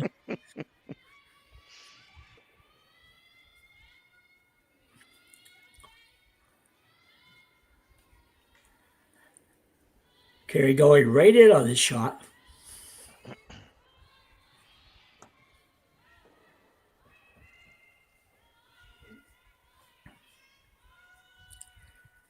This looks pretty good. It does. Got to get by that guard though. No. Oh, wow. Actually, probably a little misjudged. Surprising. The judges have been bang on for the Mhm. Einarson team today. I think they kind of misjudged that one a little bit. It was definitely light. So they would have needed to go a little bit sooner, a little bit harder. See Courtney talking about with Kerri there now. Mhm. Keep in mind too, as we mentioned, as good of a sweeper Joanne Courtney is and was and still will be, is it's a new team for her. It's not another sweeper that she's worked with all year or in any level. So that takes a little doing. Sometimes you're not quite as sharp as you'd like to be. Well, and I mean, still, and judging. I mean, it's not like she's, even if she's thrown 100 rocks. I mean, um, she probably hasn't seen 100 rocks, come out. She hasn't gone down the ice with 100 rocks and been able Exactly. to, Yeah. judge the sweeping. I mean, that's, I mean, to me, you're good at it or you're not good at it. Yeah. But I mean, it does. It takes you a couple games to, feel confident in, I need to go. And, those sweepers are invaluable. Yeah. Those people that can judge a stone. So Kate Cameron now playing what I think is the in off her own. Yeah, that's what she called. Yeah. Didn't have the greatest start at the delivery there. Was a little out of whack, I thought, but Yeah, going hard here. They need to hold this and not take out their own, and they will do that. yeah, that's a tough one. Team Cameron, their own worst enemy a little bit here the last couple of inches. Mhm. Yeah, I just don't think she didn't have a great start on that slide and had to kind of figure it out on the way out, which for us guys that are old and doing We that, do that all the time, yeah, we're doing Jimmy. that all the time. It doesn't seem like such a big deal, but when you're used to not having that happen, and it happens, it's like when we throw one perfect, Terry. It's like, wow, what was that? I didn't even know where that was. Well, same thing for somebody that slides perfect all the time and just all of a sudden has a bad one. It gets tough to mentally figure out what to do with it. Yeah, I mean, I don't know what else she plays, other than that shot. I mean, you, No, I you don't think there's really any. couldn't play the intern draw. There's nothing really on the outturn side for you No, to uh, play and help yourself. So honestly, I don't know. no, I can't be critical of the shot selection either. I mean, it looked a little odd when I first saw it, and I thought, well, you know what? She's got to get another rocket, and I don't see any real easy way to get another one in there. Um, that seemed like the easiest way to do it. We might have been able to draw around there. I don't know, but it looks like it would have to go a long ways past that top rock. And really bad, really unlucky, really, to be honest. It's Yeah, hard to hit that rock where you did and have it impact both that one and you missed a shot and then you actually move your own rock. That was pretty unfortunate. So, but either way, I'll tell you what, she's going to have a hard time scoring now. So, she Kerri really Einarson, is. yes, Yeah, would she probably really be is. coming right in. Yeah. You And I taking this mean, one all the way in, Terry? That's what the call is? I didn't, Yeah, I I think didn't so. see. Yeah. Well, I know she did tap, right around, but Yeah. I don't see any point in not taking it in. So if you're going to sit one, you might as well sit two. I don't think you're going to take any shot away with this other than you want to take the draw on the intern side away. mhm. Yeah, the only other, I mean, going back to Kate's last shot, I mean, I thought maybe they might have played it a little quieter, but I mean, Yeah. again, do you know the ice? Who knows? Yeah. I do know that Kate's in trouble. Yeah, I'm wondering whether or not if I just not sure if there's enough curl there to get to the full 4 foot on the intern side. Kate's looking at playing a run back double, I guess. Tough shot.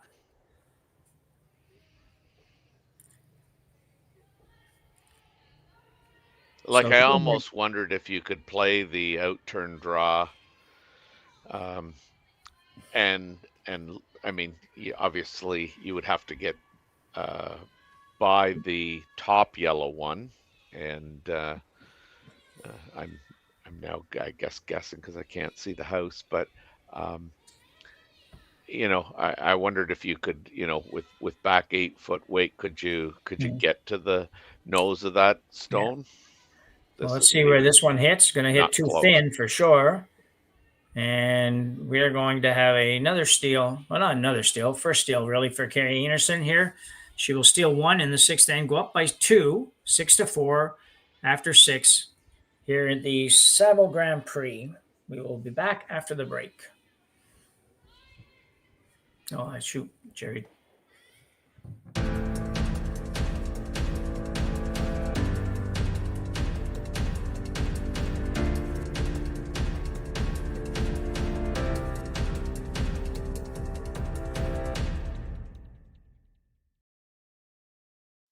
I don't remember a time when curling wasn't a part of my life.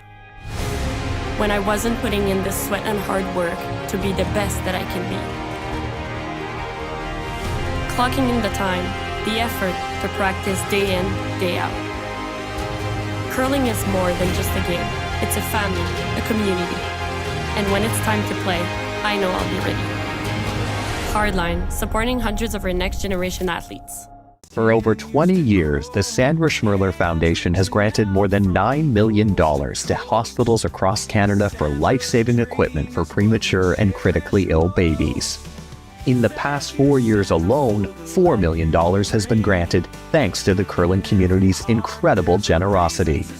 The need continues year-round, and with your help, we can ensure every baby has the chance to grow up and become a champion, just like Sandra.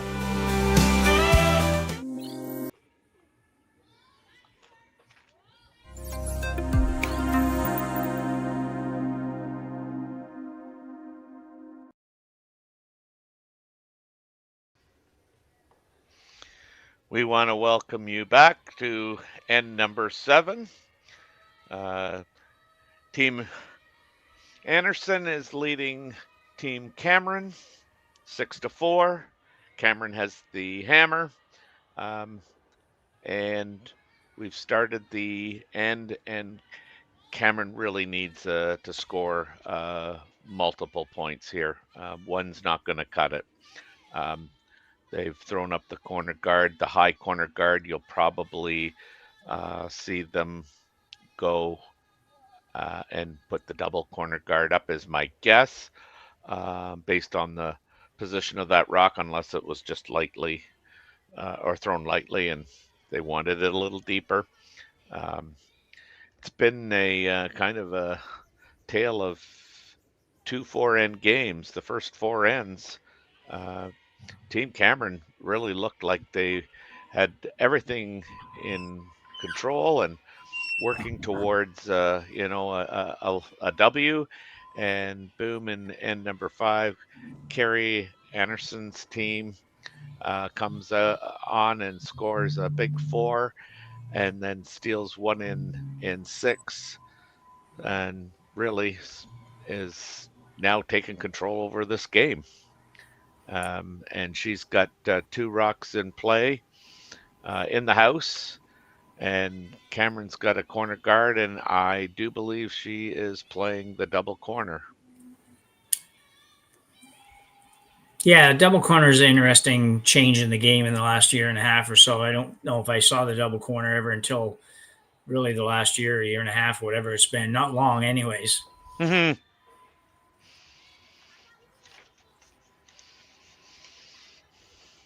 I mean, I had a chance to throw it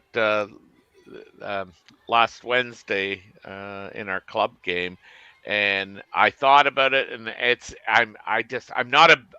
haven't convinced myself that it's a a totally a good play yet. But and then after we didn't throw it, we threw the second corner guard. I thought, geez, like that corner guard's a little bit further over and a little higher than I wanted. So maybe I should have thrown that corner guard. So I've resolved in my own mind that it's it's a good play or a better play if you don't feel the corner guard is useful. It's good enough. Yeah, yeah, good way to put it. And that's where I'm leaving it because I still don't know. Yeah, yeah, yeah. Well, we can go along with you on that. I don't think that's the way that most people decide it, but that's a good way to decide it anyway for the day. So Kate Cameron figures, okay, well, there's enough of yellow ones in here now. We got to move a couple of them around, and she'll go in and hit something here and try to move a couple, maybe get a couple of yellows behind the tee line if they don't go out, and make a little roll behind the corner, which looks like it's going to happen. Oh, she's going to Just roll a little needs too to far. stay on the in the rings. Yeah. So, I mean, I was just gonna say to you, do you not like going just right around the corner guard? Because I mean, Kerri, just my opinion. I mean, I thought Kerri's probably gonna run the corner guards anyway, and they were all sitting there in a nice little group. That I mean, if you have to bail, you bail. But I thought it might be a little early to bail, and Yeah. you set the two corner guards up there for a reason. Why not use them? No, good point. I don't think there's any question Kerry's hitting the guard or going to try to hit at least one of those guards, no matter what you do. So I would agree 100% that yeah, just a little bit too worried about the ones in the center, probably a shot or two too early. You go ahead and go around there, let her go ahead and peel a corner, and then decide what you want to do from there. You got a couple shots to decide before all of a sudden, the fear, I guess, would be that all of a sudden Einarson decides to guard it up or something. What do you do? But she's not going to do that. You got to sort of assume and make some real educated decisions there that's not going to happen. If she does, we'll deal with that later. So Yeah, I mean, I mean, and she would have played Kerri enough, yeah, to be fairly confident. I think that yeah, that's what she was going to do. yeah. So good guard.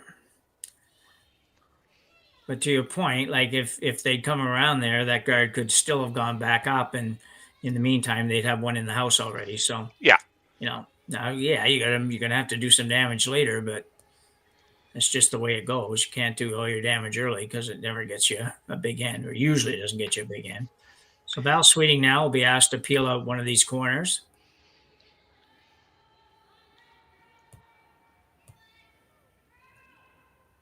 Karwaki trying to make it curl a little bit, and it's not going to.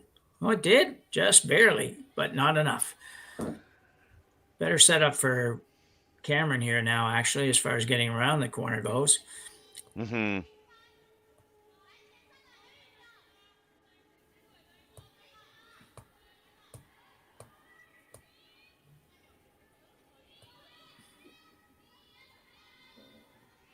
Late enough to the end here, you might see, depending on where this one ends up, you might see Kerri decide to draw down to it and sit a couple. It just depends, I guess. If it's really high in the rings, they won't do that. But if it ever slides back a little bit, wouldn't be hmm shocked to see her go to a draw.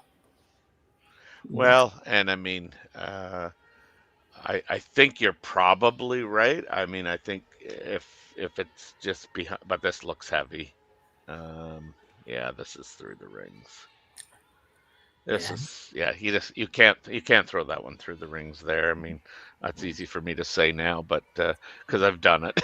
Yeah. But you really want to give your sweepers an opportunity to make a shot versus walking down the ice and watching it slide through. Yeah. So um, Yeah, for sure. Yeah, you definitely don't want to be heavy in that shot, but it does I create think a little bit of an interesting thought pattern in Kerri Einarson's head where she goes with this, Roth. I think she well, I mean, I think she has to throw it. You know, a guard here. When I say a guard, you know, really, really tight. But because I mean, I think the only way you can help Team Cameron right now is trying to run potentially the double on the guards, and it hits and rolls. One of those red ones rolls into the house. Like you've got pretty much control of the game. You're down to kind of, well, for all intents and purposes, you'll be down to skips rocks as well, and I don't mind that call. Yeah, I don't mind that either. I think you're at a good point that somehow if you try to peel something and you just tick the red one in and roll it in, all of a sudden they're hitting for two. And yeah, that's awful lot of bad luck, but sometimes you get a lot of bad luck. So I didn't mind that shot. Yeah, and I mean, again, Kate's got to think about getting two here, and you may have to look at making your two off your own two rocks, because I mean, going around that corner guard is one thing, and Kerri throws a lid on her her shot rock. I mean, now you're down to trying to score two, and you got a lot of rocks to get by in order to score your two. So I think this is probably the better opportunity. Yeah, Kate Cameron asking Taylor McDonald to come down and sit on that rock in the house. This looks like a pretty good one. Can overcurl a little tiny bit, but that's probably better. At least it's not removable for the Einarson team. Yep. It will be a challenge, admittedly, for Kate Cameron to also remove the yellow rock, but for now, she'll see what Kerri does and decide that she always has the angle raise on the rock that's just behind Joanne Courtney's head there, I think, or body. And that's one possibility. Mm-hmm.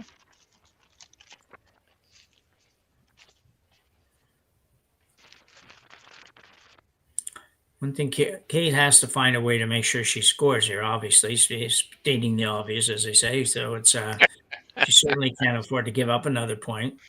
Right now, she would have to draw the button to get a point, but she's still optimistic about maybe finding a way to get two. And she will go for two, probably pretty all out. In other words, she won't necessarily take one if there's some kind of a shot that will get her two, even if it's much more difficult. That seems to be the trend with the top teams, and I'm not sure what the analytics say, but I'm sure that they support that decision based on trying to steal two ends in a row. Yeah, and I mean, sometimes, at this level,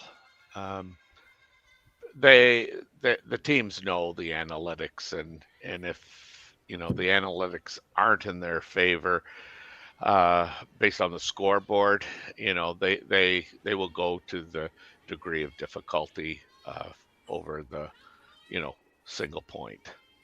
Yeah. I mean, Kate's already looking at kind of that angle raise. Again, I think your choices are really limited. It's peel the front two and spill them all. You might get your shooter to come off and hit that tight corner guard and bounce into the rings. That would be a hell of a shot. Or you just decide, I've probably got one shot and at this, and I'm going to take it now. Yeah. The one thing about peeling the guards, if you could peel the guards away, you're probably going to see Kerri blast the red one out, and give you a chance to blank the end. Which, so if you assume that, and if you assume you're going to make those shots, is that a better scenario than trying this, whatever this is, 6, 12, 15, 16 foot angle raise takeout? I don't know, but for me, it would be obviously a better choice. But for these guys that are playing these shots all the time, it might not be the better choice. If you ever make this perfect, you could end up with two red ones buried behind these two yellows. If she makes this, she puts Kerri in a world of hurt. Yeah. Because it will be behind the guards.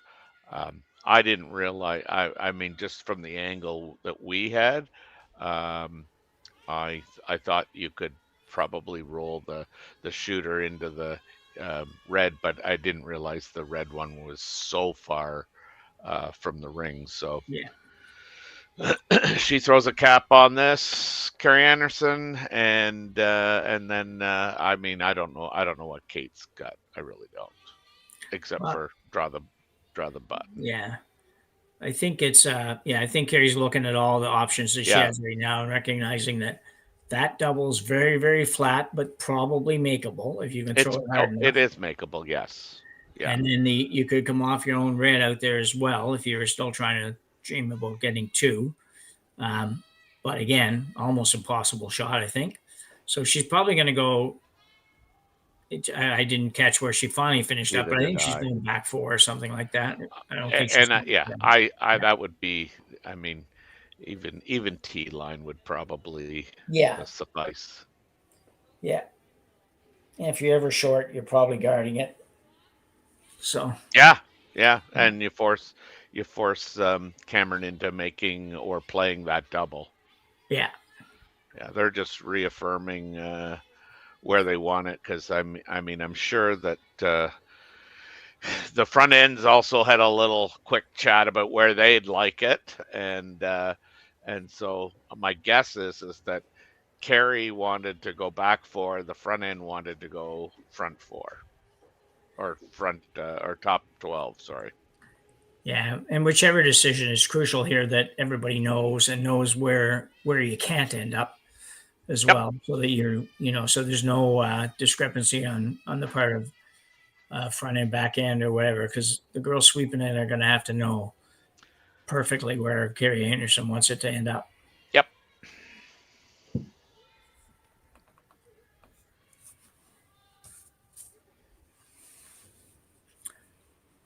My quick reminder, everyone, that you can find all the scores from this Saville Grand Prix on the Curling Zone site. You can check out all of the feeds as well at Curling Stadium, Edmonton. Kerri Einarson throwing a draw of sorts, at least. Looking more like the guard than the draw, I think, but not positive.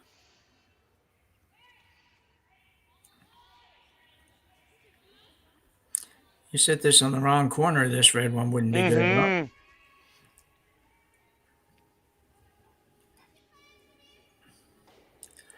Well, I think you now know where you don't want it to be. Unfortunately, I think it's not an easy shot, but a makeable shot for two here for Kate Cameron, I think. Well, I mean, yeah, I think you have two shots. You can play. I think there's, depending on the weight, I think you could probably go red onto yellow there. You also got the double, the wide yellow one into the middle. Or you can go through that hole. Well, that's what the red one onto the yellow. That's what that's what I meant. Yeah. Oh, sorry. Going through the hole. Yeah. Sorry. No, my fault. We were thinking the same two shots. We just said it the other way around. They must have confused me sometimes. I don't know. I feel like the double might be the easier shot of the hole. Maybe somewhere part of me says it's a little bit safer and that you should be able to get one out of it. Try to go through the hole. If you ever rub either guard, you're not getting one. Well, I guess it ends up being like, what turn would you throw if you were playing through that hole? Well, I think you got to throw in turn, and you gotta assume you can make that hold on. I think that you can hold the shooter if you're not throwing it, and you wouldn't throw it that hard, but I think you can hold the shooter. Doesn't matter for now, I don't think, because I think she's playing the yellow, red, yellow, which probably is the easier one of the two anyway, I think.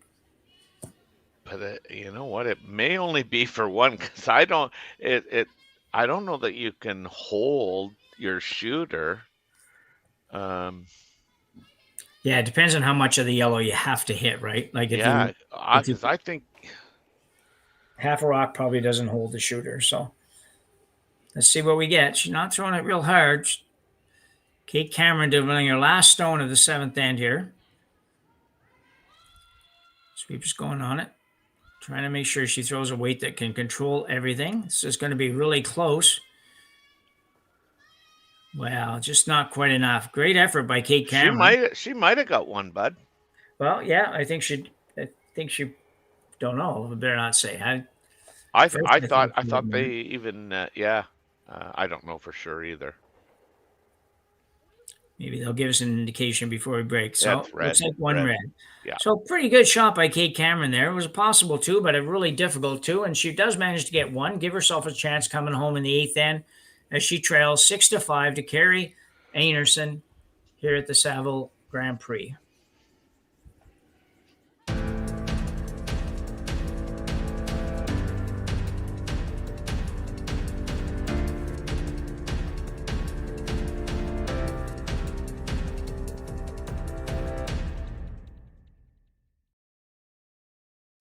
I don't remember a time when curling wasn't a part of my life. When I wasn't putting in the sweat and hard work to be the best that I can be. Clocking in the time, the effort to practice day in, day out. Curling is more than just a game. It's a family, a community. And when it's time to play, I know I'll be ready. Hardline, supporting hundreds of our next generation athletes. For over 20 years, the Sandra Schmirler Foundation has granted more than $9 million to hospitals across Canada for life-saving equipment for premature and critically ill babies. In the past 4 years alone, $4 million has been granted thanks to the curling community's incredible generosity. The need continues year-round, and with your help, we can ensure every baby has the chance to grow up and become a champion, just like Sandra.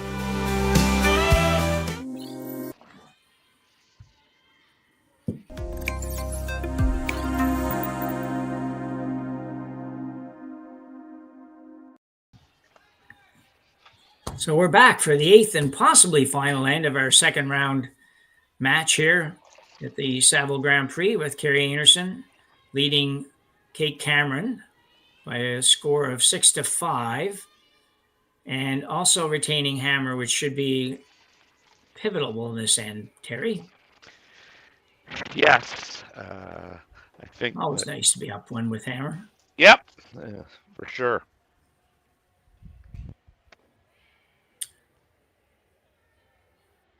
So that's a perfect spot for Krista Karwacki. Puts it in the 4-foot top button. Ideal spot for the team. With hammer. Yeah, I mean, Kate getting one there, she gets to play the last or the eighth end and try and get it to potentially an extra end. I mean, Yeah. I've seen scores of two before in the eighth end on a steal, so away we go. Yeah, unfortunately, we missed the first shot, which is back in by where the rock storage is, and obviously it had to be a hog rock, or I assume a hog rock versus one that went all the way through, because I can't imagine. But that would be a big miss for the Cameron team, not getting that first rock out there. They'd be in a much better position with two out front right now. Yeah. So Einarson coming in again. Can be sure that Kerri's looking to have nothing out front when she gets to the point that she can do something about it, which will be on the very next shot.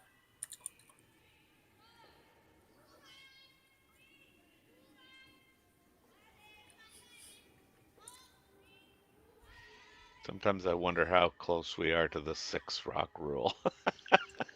Oh, don't even say it. Our club, they're still trying to figure out what rocks, how many rocks are allowed to play, and if they're supposed to be on the center, off the center, or what. They're just very confused. Not a competitive bunch we have at our club. So Yeah. competitive, but not rules oriented. So Right. No, I know what you mean. Yeah. So Cameron will now try to throw another rock out here to create as much havoc as she can. A little too early for her to go in, but they got to get it over. Going hard to get it over. And they will get it over, actually, just perfectly. That's the best she could do, and a really good shot.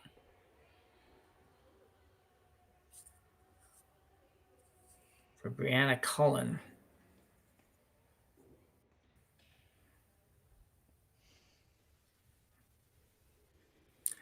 Kerri Einarson looking to peel at least one. Probably be And I think thinking she'd about be 2, but happy with 1 too. yeah, I think you're right.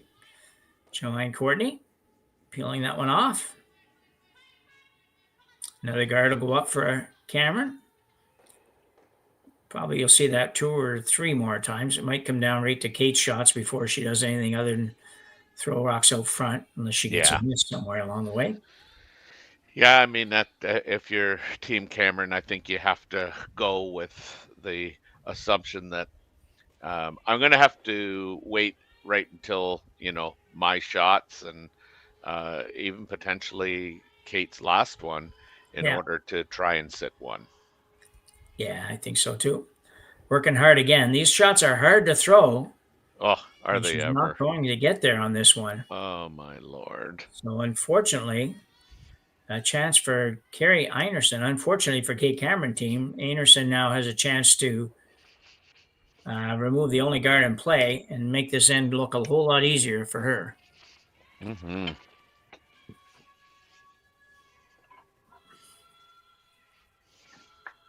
This could be a no sit here though, and got rid of everything. I don't think Joanne will be ecstatic with that one. It's not the end of the Yes. world, but certainly not the preferred outcome. Down to third stones, I believe now. So I think you're still going out in front of that, aren't you, Terry?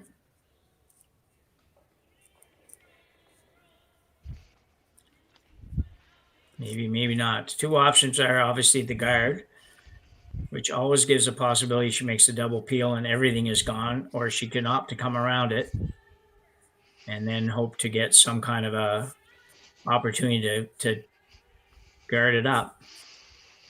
I don't mind this call at all. I just see you just got to make this one really good because they're not going to get another chance to do it. She's probably going to be throwing this in and guarding it up after that.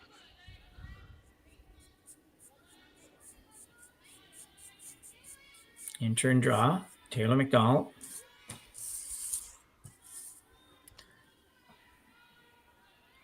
Cullen and Elias. I'm not sure if it's Elias or Elias. I apologize. I'm getting it wrong. Going hard. They got to go harder. This one's going to be in the rings, but they'd like to be top 4 foot, top button if they could. Mm-hmm. Pretty good effort. Good sweeping, yeah. I think it is Mackenzie Elias, but I'm not. Elias. Again, Yeah. like you. I mean, I have trouble with the European names and many of the teams that come over from Japan and Korea and whatnot. They're literally guesses in the Elias can work pronunciation. fine. So the peel attempt for Val Sweeting. Oh, she's got it. Make the run back. That's good, but certainly still leaves the opportunity for Cameron to get one into as good or better position. The good thing for Kerri Einarson there is that, the guard is slightly off center now. So for Cameron to bury, she has to go a little bit past the center and leave that side of the button open if it ever came to that on the last shot for That's right. Yeah. Einarson.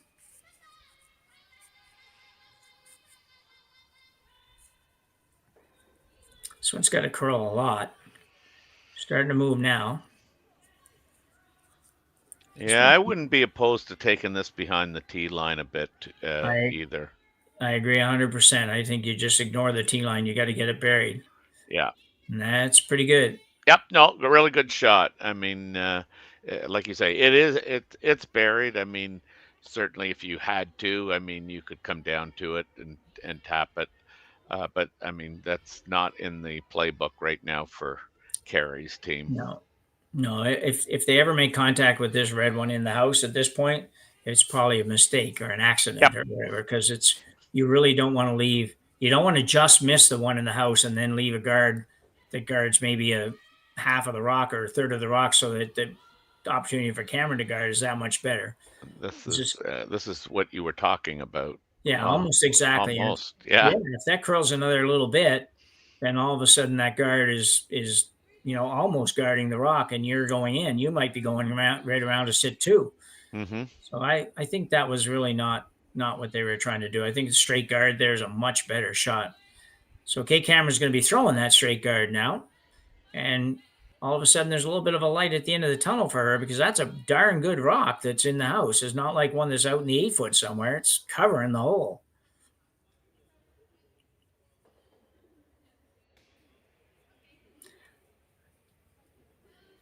I think you want to be probably a little bit closer than that Yellowstone, or maybe just even with that Yellowstone would do the trick. I don't know that you want to be too much longer than that.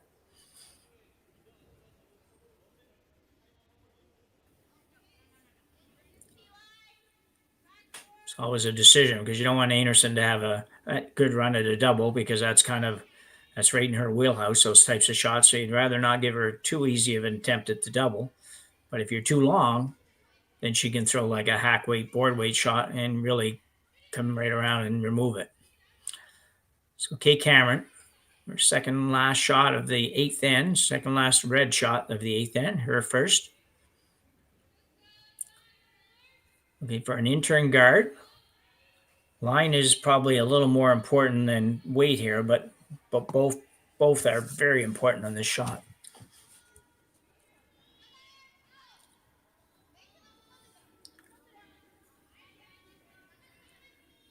This looks like it's going to be just about perfect. Yeah, I think she's okay with that. I mean, I think the depth is good. If probably any higher, and who knows? I mean, it may entice Kerri to think about it, but I mean, I think the depth here it's really good, and there's like no option here to do anything but remove the guard.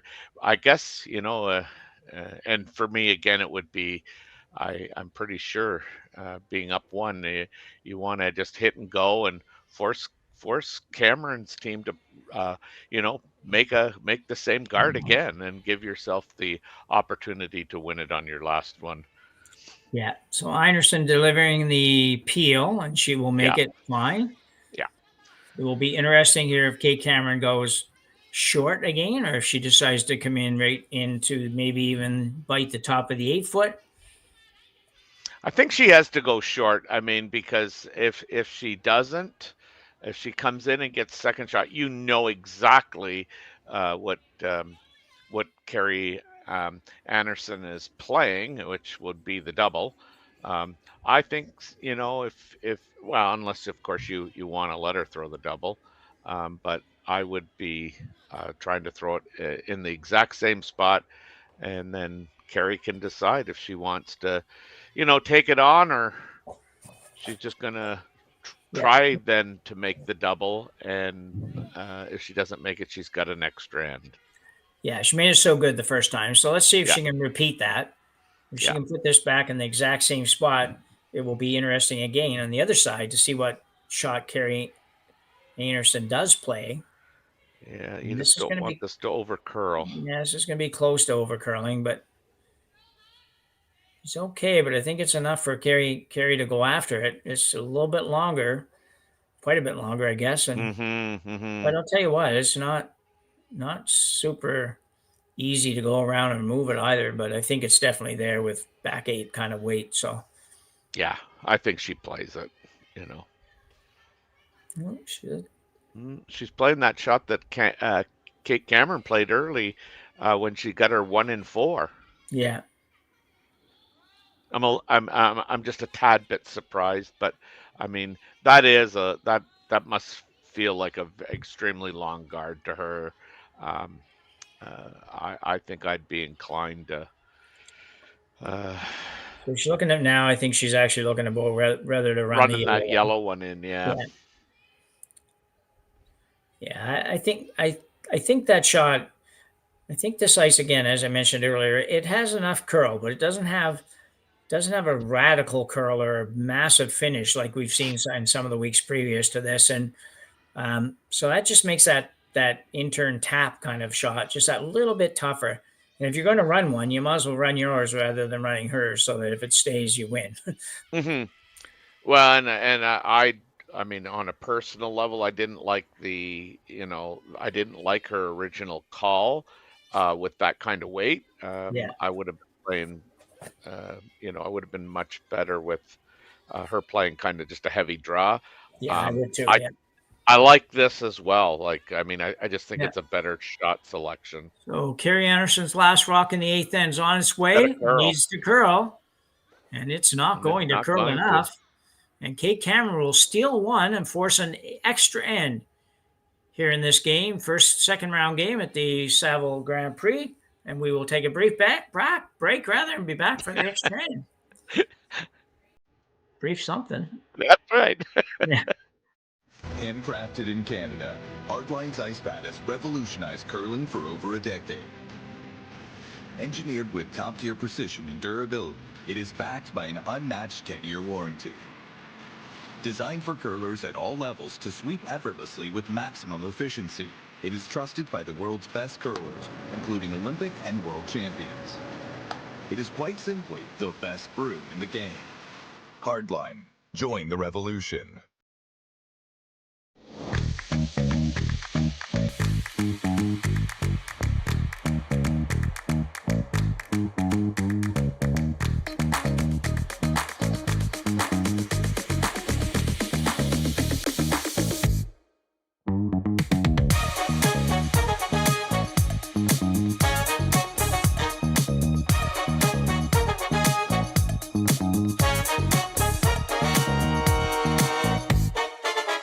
To get caught in between. Yeah.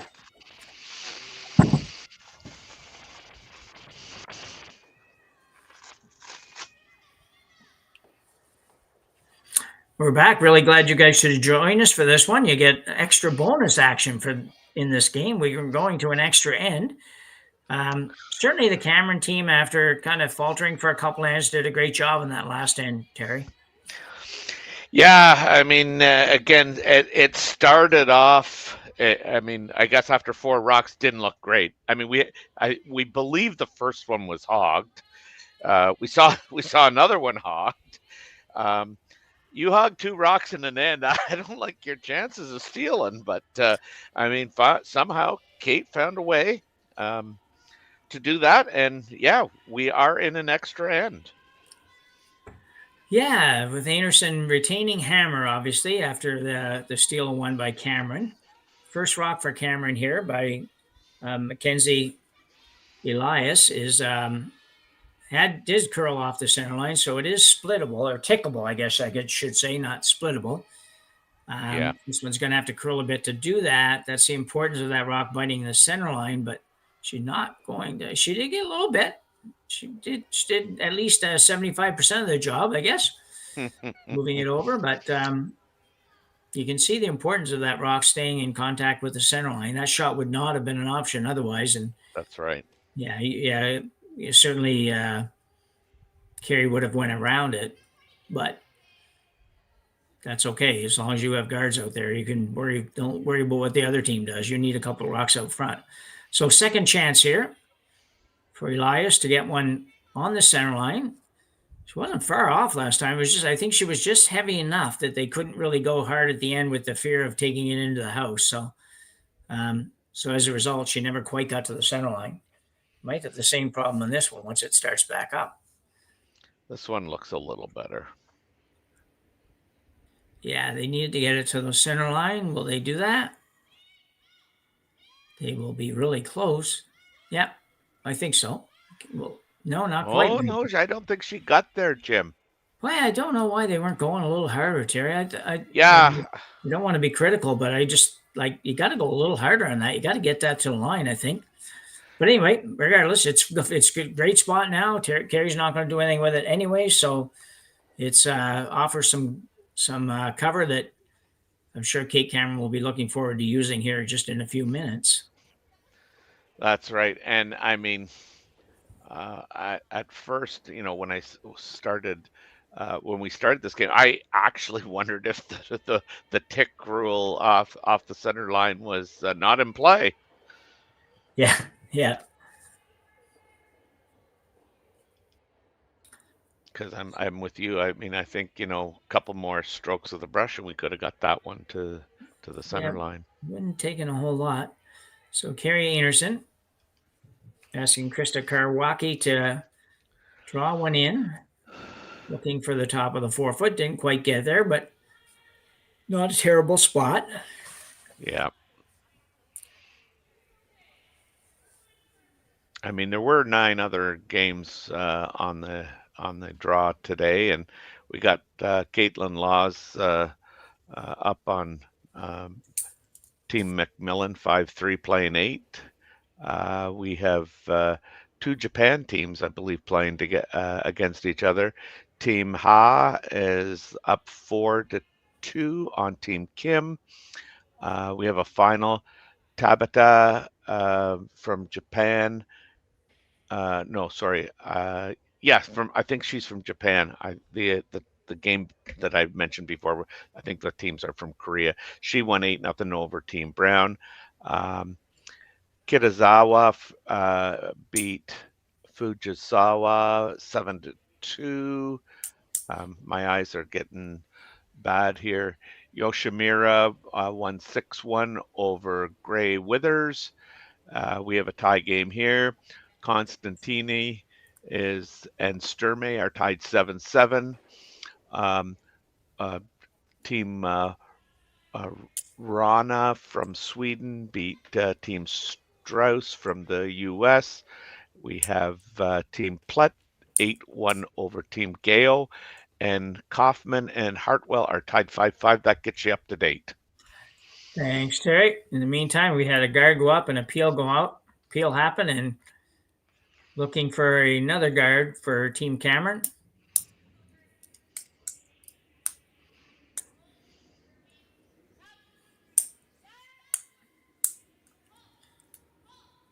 And for a high guard here. Mm-hmm. Again, got to get it over. And they will. I think. They do. They're hard on the heart, those shots, I think. Yeah, I know. If you're a big fan of the Cameron team, the last couple ends have been like, that's right, really tough on those guards. Those are, as we said the last end, though, it's hard to throw a guard that's only just a few feet over the hog line. So, yeah, to me, that's like the tick thing. It's an art. Yeah. So good peel by Joanne Courtney there. We're halfway through the end here. Yeah, it doesn't look like Joanne's lost anything or No. left anything in the locker room. No. For our North American viewers, just a quick update at the Pan Continental Championships, and I say North American fans because Brad Gushu from Canada leads Mr. Schuster from the USA 4-0 after or playing the third end. Oh, good lead from Brad. Schuster's a long time ago now, but did knock Gushu off at the Olympics way back when. So good guard here for camera team. It's quite guarding that rock, but it's still a good place. Einarson will remove it. And we're probably not too far away from Kate Cameron having to make a little bit more of a move, but certainly not for this shot. Val Sweeting throwing her out turn. Karwacki going hard.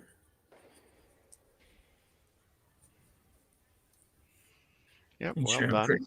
I'm pretty sure you'll see Kerri and the girls try to make sure that they don't leave anything around up front this time. Not that necessarily burn them in the last end, but there were a couple of times when you kind of wondered if they maybe would have been better off hitting a little less of that rock out front. Another guard going up. This one's got to curl quite a bit.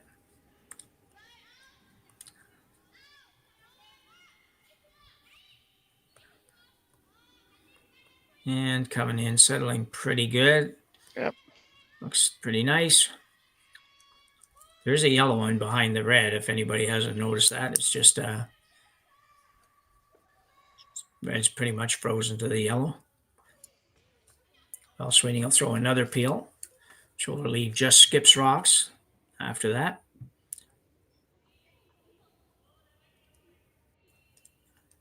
Just nice controlled wait for Val. Good shot. Yeah. I think some teams have fallen in love with the 4.5 second takeout sometimes, and it doesn't always do well to throw it. If you're not somebody that can throw it and throw it accurately, then That's right. Yeah.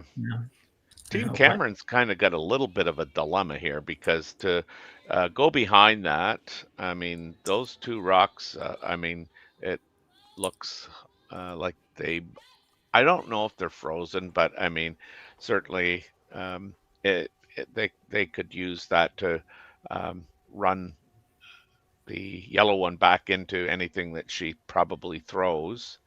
Um, so that's not ideal, and I don't think if you're Kate, you're ever playing, the red onto the yellow unless it's to bump it back to the back of the 4 foot back 8. I think they'll elect to play the straight draw, but I think they are. And like you say, Terry, and normally you'd say, well, draw around there and you'll be fine. But she's got to draw probably to the back of the 4 to avoid yes, the run back. And Kerri ends up peeling all of that out. And then you really can't guard the one at the back of the 4. It's not good enough. So where do you go? You have to go top 8 or top 4. yeah, And might set up an easy double. But I think first step here for me, I think you have to go around on this one, and I think you do have to go fairly deep to keep it. And even then, you still might not. yeah, you might not avoid that Yeah, because you'll be able to hit the red one on either side. I mean, like I say, there'll be a drag in all a little bit of a likelihood. drag. Yeah. So Kate Cameron, her first stone here in the extra end, and number 9. Sweepers look pretty confident with the weight. There's Yeah. nobody in a big hurry. Starting to get some curl now. Yeah, it's really got a We'll be curl. back, but got to be back. So she'll That might sit be the best shot. she could have done. Yeah. I think a real good shot.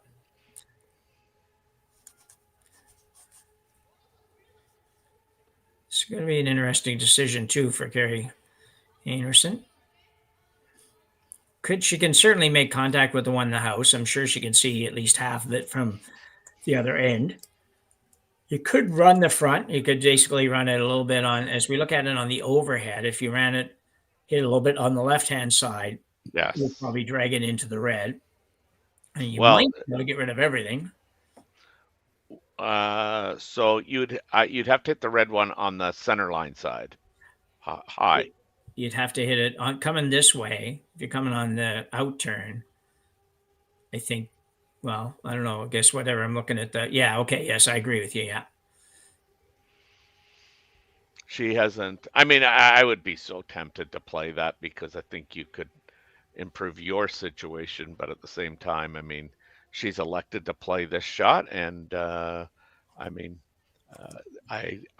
these are the shots that I'd really like to know the weight selection that they've chosen. Yeah. Because I don't think she's looking to stick around. I don't think she is either. So I think you're looking at certainly a controllable takeout weight here. I don't know what that weight would be for them, but yeah, neither do I. It's certainly not big weight. Yeah. So and Courtney trying to hold it. Yeah. I like my chances when she's the one trying to hold it for sure. She did just not kicked get it. by. Oh my no. And worse yet, it actually disturbed those two rocks. Yeah, I was just gonna say that helps Cameron. What I mean, this game has kind of had some really interesting twists to it. There has. There's been some barely missed shots, but they've turned into a definite advantage for the opposition. Yeah. They might have just played that. I don't know, just maybe a little too fine. Yeah, because they didn't jump on it out of her hand for sure. No. Again, that's why you like to know the weights when you're watching shots. But if they like the weight out of her hand, I mean, yeah, that's kind of a poor judgment error. Or an error on their judgment, I guess I should say. So here we go. We've got Kate Cameron trying to go top of the 4 foot and really put the pressure on Kerri Einarson. Yeah, hindsight's a wonderful thing, but I wonder whether she might have been better off just blasting the front and seeing if she could get rid of everything. I mean, and again, you do whatever you feels you're gonna make. But yeah, I would have been running up to that thing. Yeah. So screen finally unlocked a little bit for us, and we see this Take Cameras rock coming into the 4 foot, going a little too deep, and really allowing Einarson to come down to that. Just with it has to be a draw weight shot now, and shouldn't be a lot of discussion on it because there's really no other options. You're not going to hit anything. Yeah, it's really just a draw to the tee line. Yeah, and again, had a real good chance. Like if that stops a foot shorter,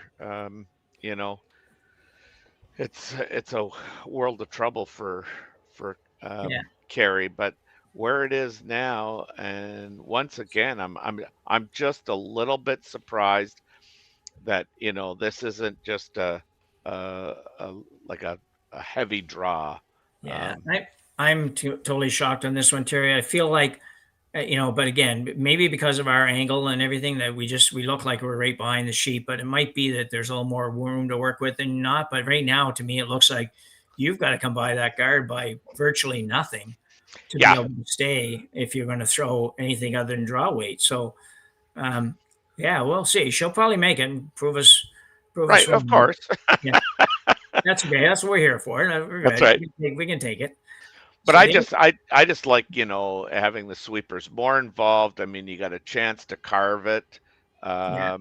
She in-outs her shot, and so she's probably definitely not overthrown. She's got this. I think she's going to be good. Yeah, and like you say, she's just going to get by, but that's all you needed to do, and she scores her one. Tremendous shot by Kerri Einarson, despite our quanderings about whether or not she should play that shot or not.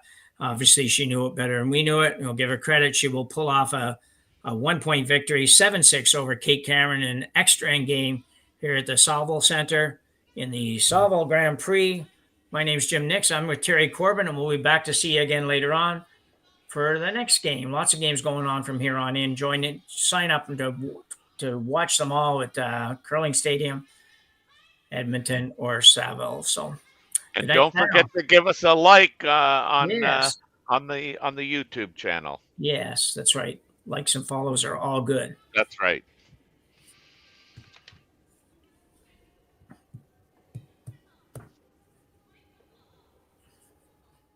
I don't remember a time when curling wasn't a part of my life. When I wasn't putting in the sweat and hard work to be the best that I can be. Clocking in the time, the effort to practice day in, day out. Curling is more than just a game. It's a family, a community. And when it's time to play, I know I'll be ready. Hardline, supporting hundreds of our next generation athletes.